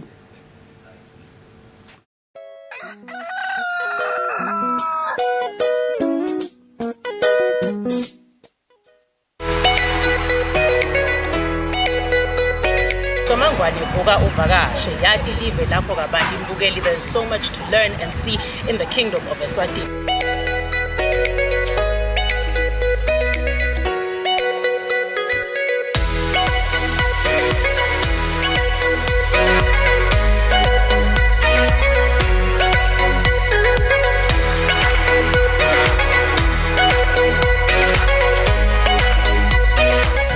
Futhi sikhuthatha kona ukuthi nawe wati live lapho kabandi nalokuhle lokwendekako lapha eveni la Kangwane.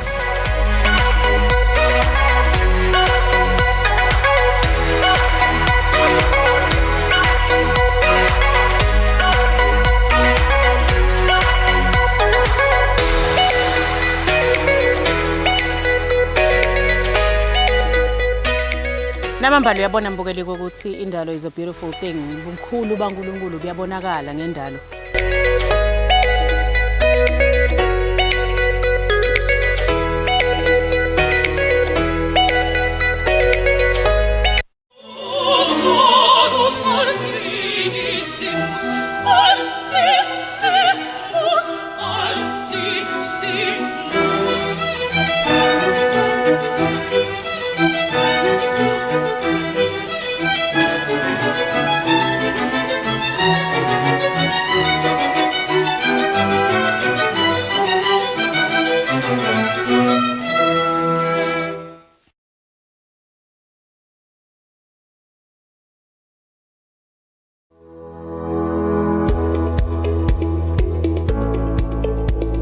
why should we pay our TV license? The content on our local television is actually more up to date. The industry is enhanced.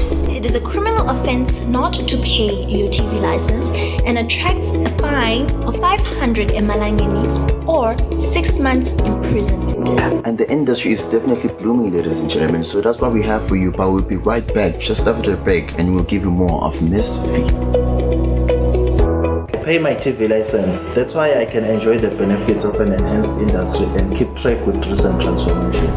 Mommy, who paid for a TV license and what are they paying for? The owners of TV set and gadget with a tuner like DVD set have to pay. Pay your TV license at NetBank with the details provided on screen. Or use your cell phone via the mobile money Pay. You could also visit your nearest post office and pay there. Pay your TV license via Eswatini Mobile Imali. Any TV device retailer can purchase a license to trade. Pay your TV license and enhance the industry.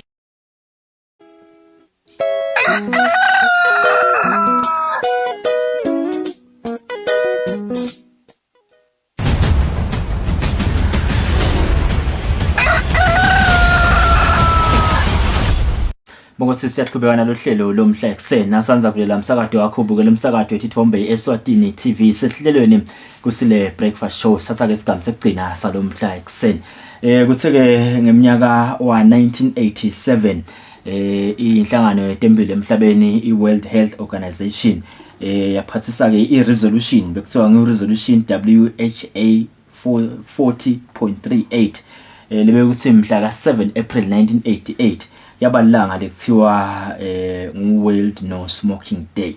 Yaphinza ke iWorld Health Organization General Assembly yabamba ke lomunye umhlangano futhi nga1988 yaphasisa ke resolution WHA 42.19 ekuthenini on the 31st of May kuyabe lilanga lekuthiwa ke World No Tobacco Day. Ngiloke langa lesina ukukhuluma ngalo bonkosi namhla ekseni njoba even laseswatini njena kuyavela kuthenini abantu abalinganisela ku 660 basishiya ingathi ke ku 600 umaswati ashiya emhlabeni njalo ngeminyaka ngekugula nje lokuphaselene nekusetshenziswa kweligwayi. Kanti ke namtekseni ngina Peter Semo Gerere umfundisi lo coordinator wetinhlelo talapha ka Sadat ke inhlangano lesita bafunzi kakhulukade kuba sita nje zabente ama drugs nekushushumbiswa. Mr. Peter Semo Gerere, good morning and welcome to the show. Good morning, Mr. Guli, and thank you for inviting us to your show. He's been in the kingdom for the past 29 years. He's originally from Uganda, but he's now one of us. Now, before we get to World No Tobacco Day, talk to us about Sadat.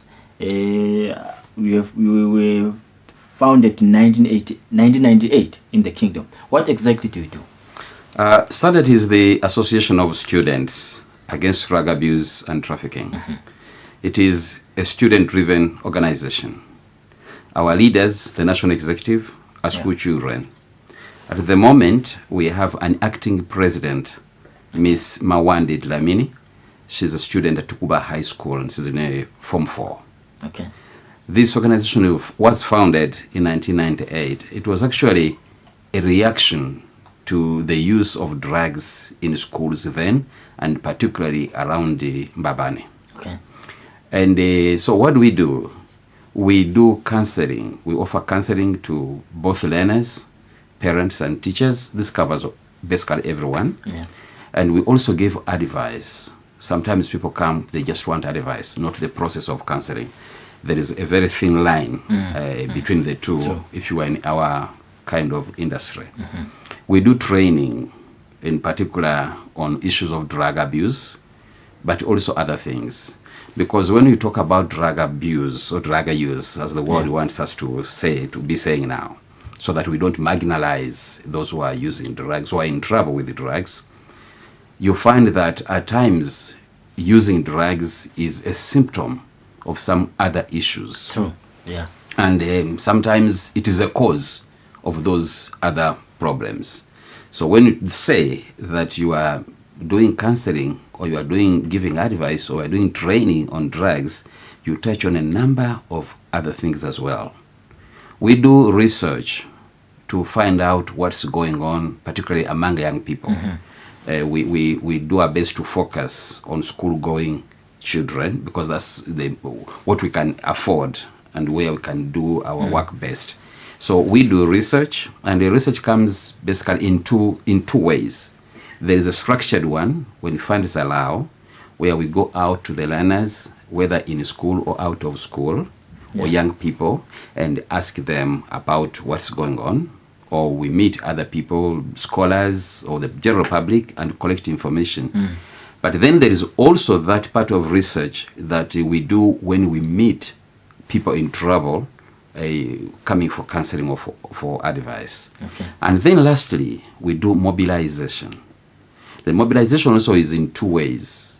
We mobilize young people to do something about drugs, but we also mobilize the commemoration of international days that affect the young people we are working with, in particular the World No Tobacco Day, the World AIDS Day, and also the International Day on Human Trafficking. Now, SADAT is not a childish organization, although it is a students' organization. It has two levels of administration. There are those adults that work with me and the learners, so I'm in between there, between the adults and the learners, those people that support this organization. And I bring a lot of greetings and love from our leaders. We have our patron, Her Highness Nkosigati Magalante Teza, who became patron in 2005. So SADAT is founded in 1998. 1999, we have Mage Tuli Dlasha, Senao Minister, as our first patron, who led us up to 2005. And then we have the Nkosigati until now. We have a board of trustees, and the chairman now is Mr. Johannes Marinzisa. He's a retired head teacher. He was at St. Mary's High School. Then we have the other structures within that group of the adults that we work with. Then we have the young people who are led by Miss Mawande Dlamini. I remember in the late 1990s, probably in the 98 or so, but the drug use was prevalent in schools. 22 years later, I'm not sure if you've done a study or what, but 22 years later, what have you found from young people? How is is now predominant the drug use in our schools? The problem seems to be increasing, unfortunately. And this is what I sometimes tell people. When you talk about the use of drugs and you look at how much work is being done to prevent it, you find that there is very little that is being done. You can look at this World No Tobacco Day. SADAT has been in the forefront of organizing something to commemorate it. But then we are a very small organization. And talking about these things, sometimes one wants to be careful not to sound alarms when they have no statistics. These days people talk about data. They want scientific proof of what you are saying, apart from what we see out there. So in 2005, we are lucky that Nurture, the National Board on HIV and AIDS in the country, funded a study that we carried out in 20 schools in Lubombo region. We had wanted to follow it up with what we called Lubombo Project 2. Unfortunately, we couldn't get funding. And so that ended like that.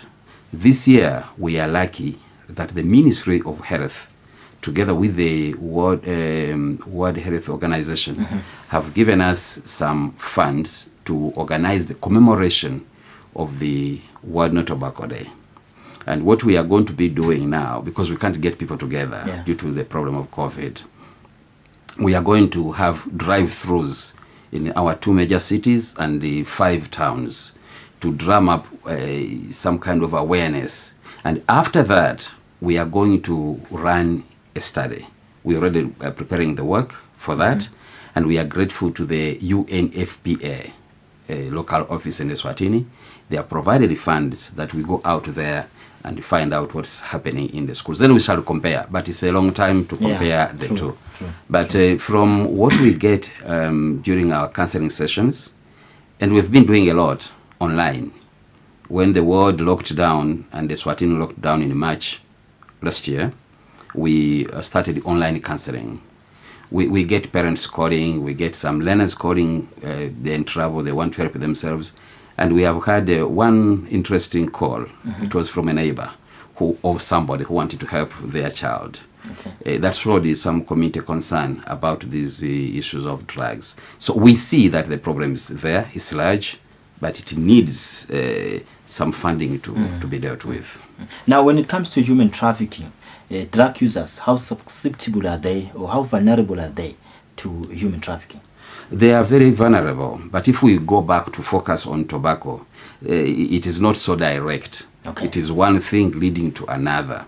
The problem we have is that, particularly with young people, I've worked with those most of the time, and I think I understand them better than other drug users. They start with the tobacco or something else, but they never use one. Majority of them use tobacco, marijuana, alcohol, and unfortunately, they are also hard drugs, what we call hard drugs, cocaine, mandrax, those things. So the more one starts using these things and getting into them, then they become vulnerable to whatever that can come to provide them with the funds in order to sustain the habit that they have got into. That's the link. And the other one, it's not something that is easy to talk about, because the drug industry can be classified into two.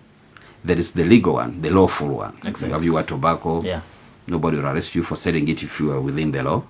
And alcohol, those are allowed. They pay tax and all those things. They employ people actually. Then we have the illegal one. But the thin line between the two industries blurs the whole thing.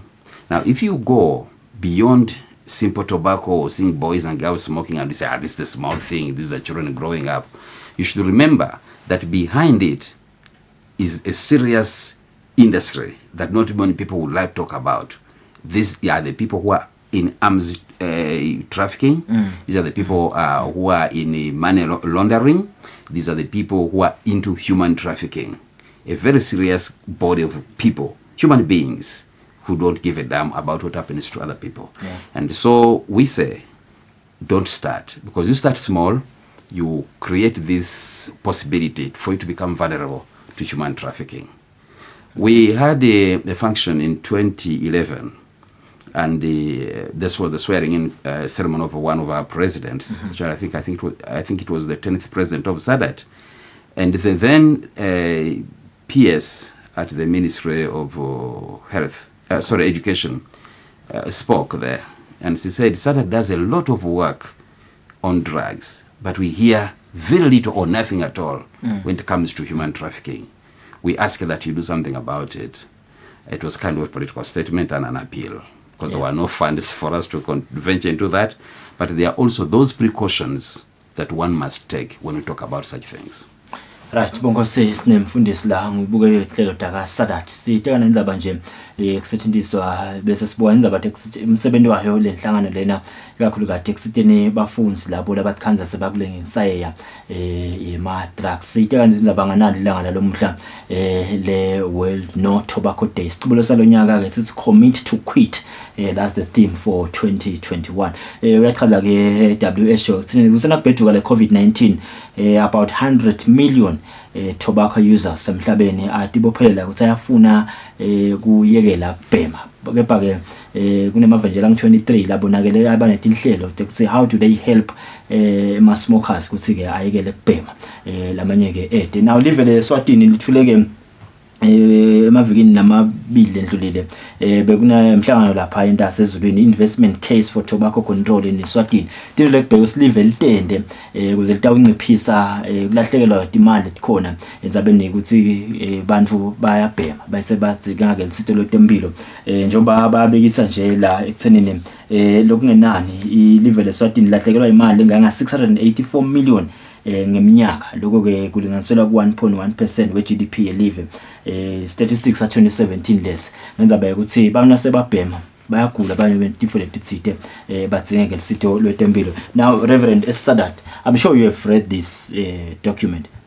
What's your take on it? Do you welcome it? We welcome this document. And I want to, if I talk in my language of the pastors or priests, I would call it the Bible of the fight against tobacco in the country.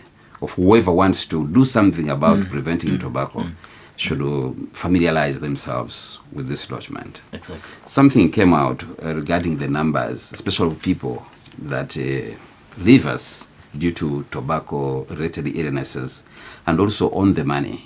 Because we first heard this in 2016. In 2016, SADAT organized a commemoration of this World No Tobacco Day with the SADAT flag really run in Manzini.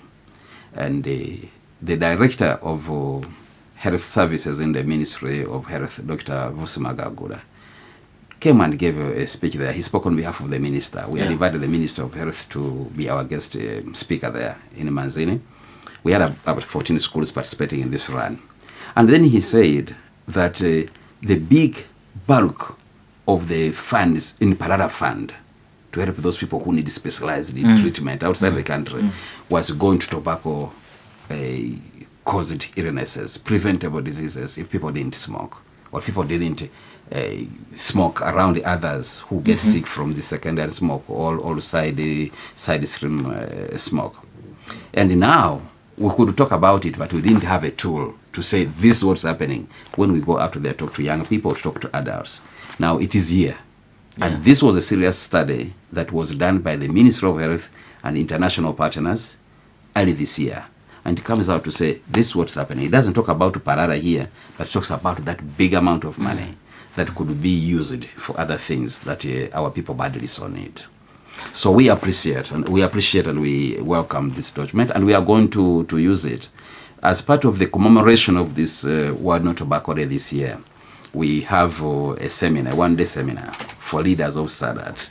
They are 10, and we are going to give them a copy. We are going to take them through at their level of understanding, and we shall be helping them to understand what is in here and what we can do about it. What portion of this document is relevant to SADAT. I just want to touch on one aspect of this document. There are 7 tobacco control measures that the country needs to strengthen for us to win the fight against tobacco use.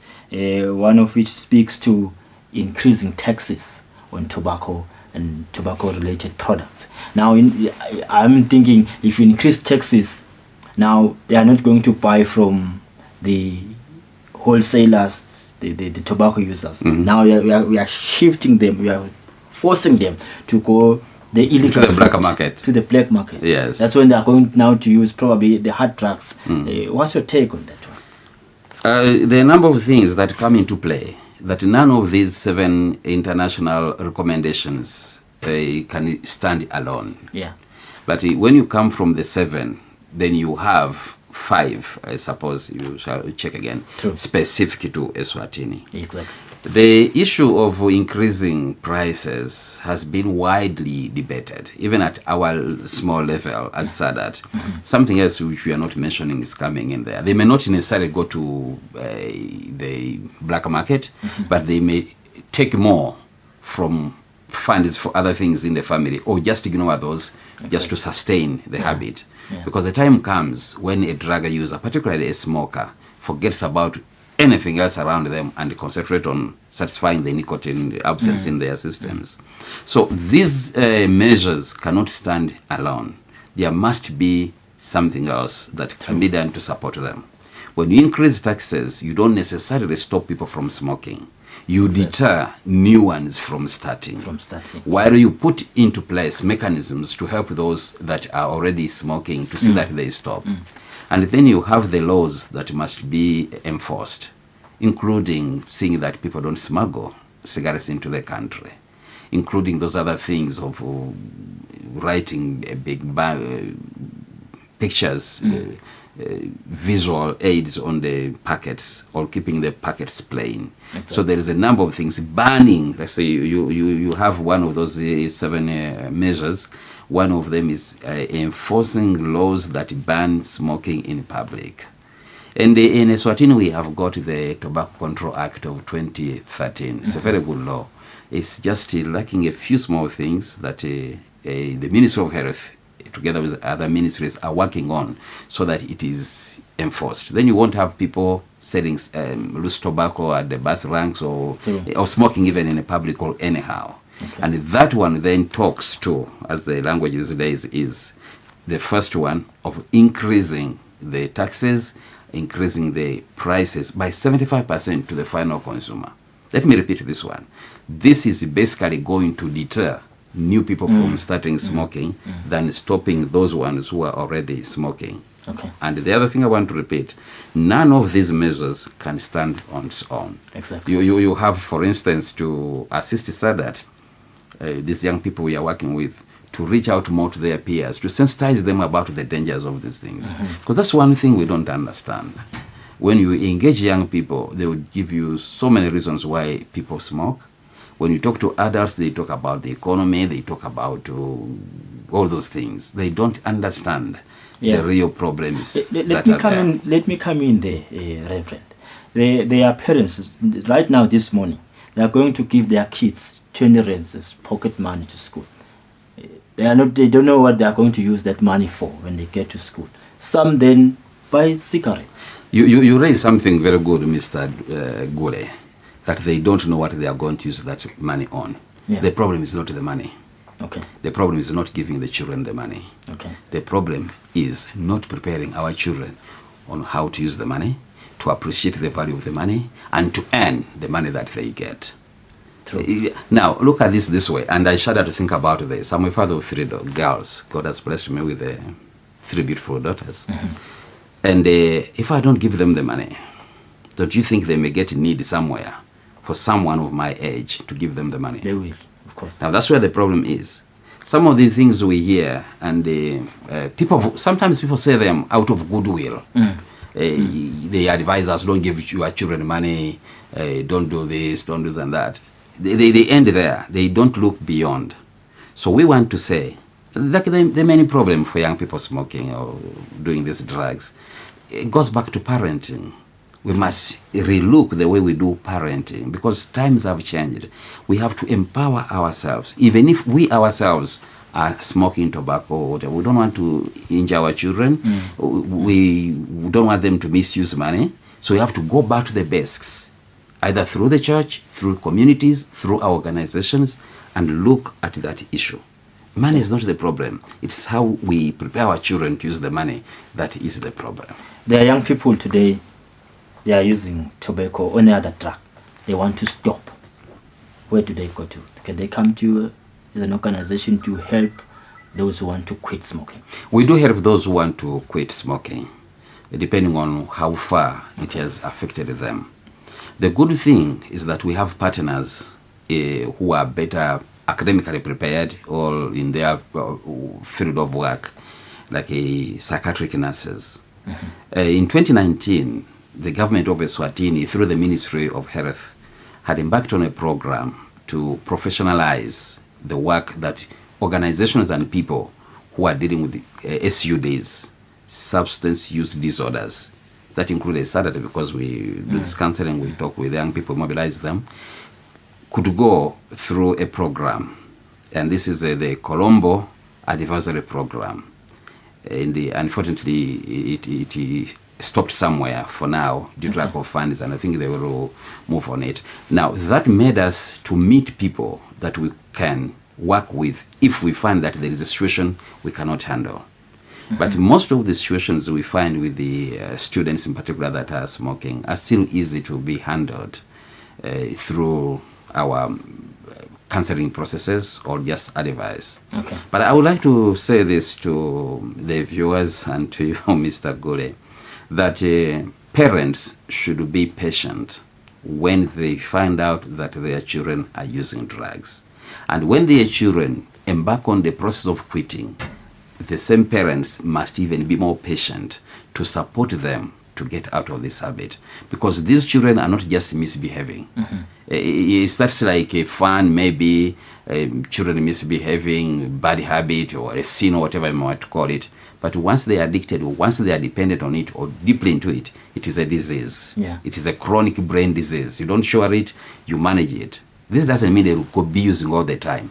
It's a process for many of them to quit. Now, if you are not patient with them, you destroy even the little effort that they are making.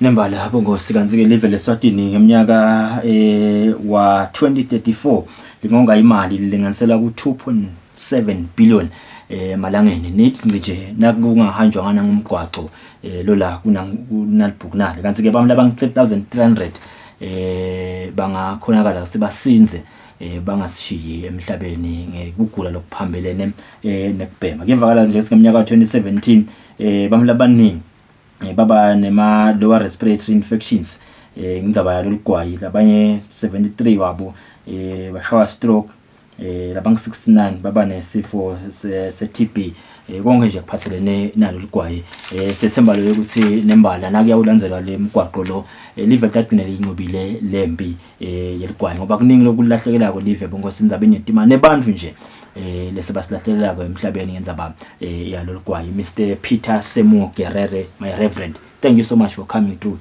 We wish you all the best as said at kulumnyaka 2021. Thank you so much. Thank you very much for inviting us. Yeah. Bongosi besiteka ke nemfundisi lethu ndzaba lo mhla kanti ke kuyatholakala la ekuthenini na uthi WHO na ufuna lokuyeka leligwayi kuthiwa ke after nje 20 minutes of quitting smoking your heart rate drops. Uphinzwe yavela ukuthi within 12 hours the carbon monoxide level in your blood drops to normal. Kuthi ke within 2 to 12 weeks your circulation improves and lung function increases. Within 1 to 9 months coughing and shortness of breath decreases. Within 5 to 15 years your stroke risk is reduced to that of a non-smoker. Within 10 years your lung cancer death rate is about half of a non-smoker. Within 15 years bungoti bekuthi ungashawa sifo senhliziyo nako lokho bese sekuyehla ama benefits ukuthi decide kuyekela ligwayi nangabe uyabhema namhle kuseni, decide to smoke, commit to quit. Usho njalo kwe-WHO. Bongosi besiteka zona ndzaba the World No Tobacco Day namhla kuseni. Sibathola at market sibuya nasamukeliso sale phesa hlelo lo mhla kuseni.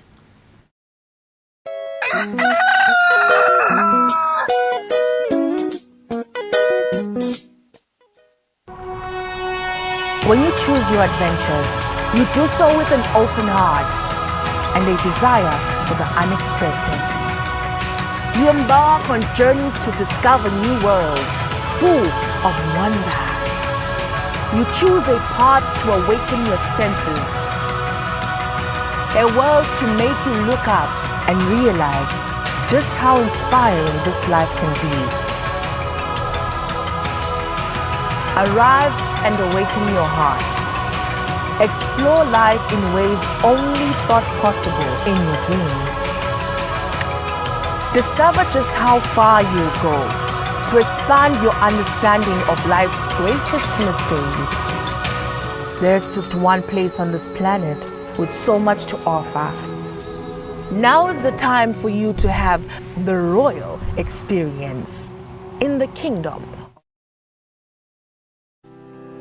Eswatini Television, in partnership with Junior Achievement, brings you season 2 of Dream It Achieve It. Lwati ngebhizinisi usiplani ibhala kanjani, ibhizinisi ifuna ini, ndakuthola lokho kaJE banisito kakhulu. Be empowered with marketing skills in your business and entrepreneurship so that you can prosper and build our growing economy. Watch Dream It Achieve It season 2 coming soon on Eswatini TV, Sibuko Semaswati.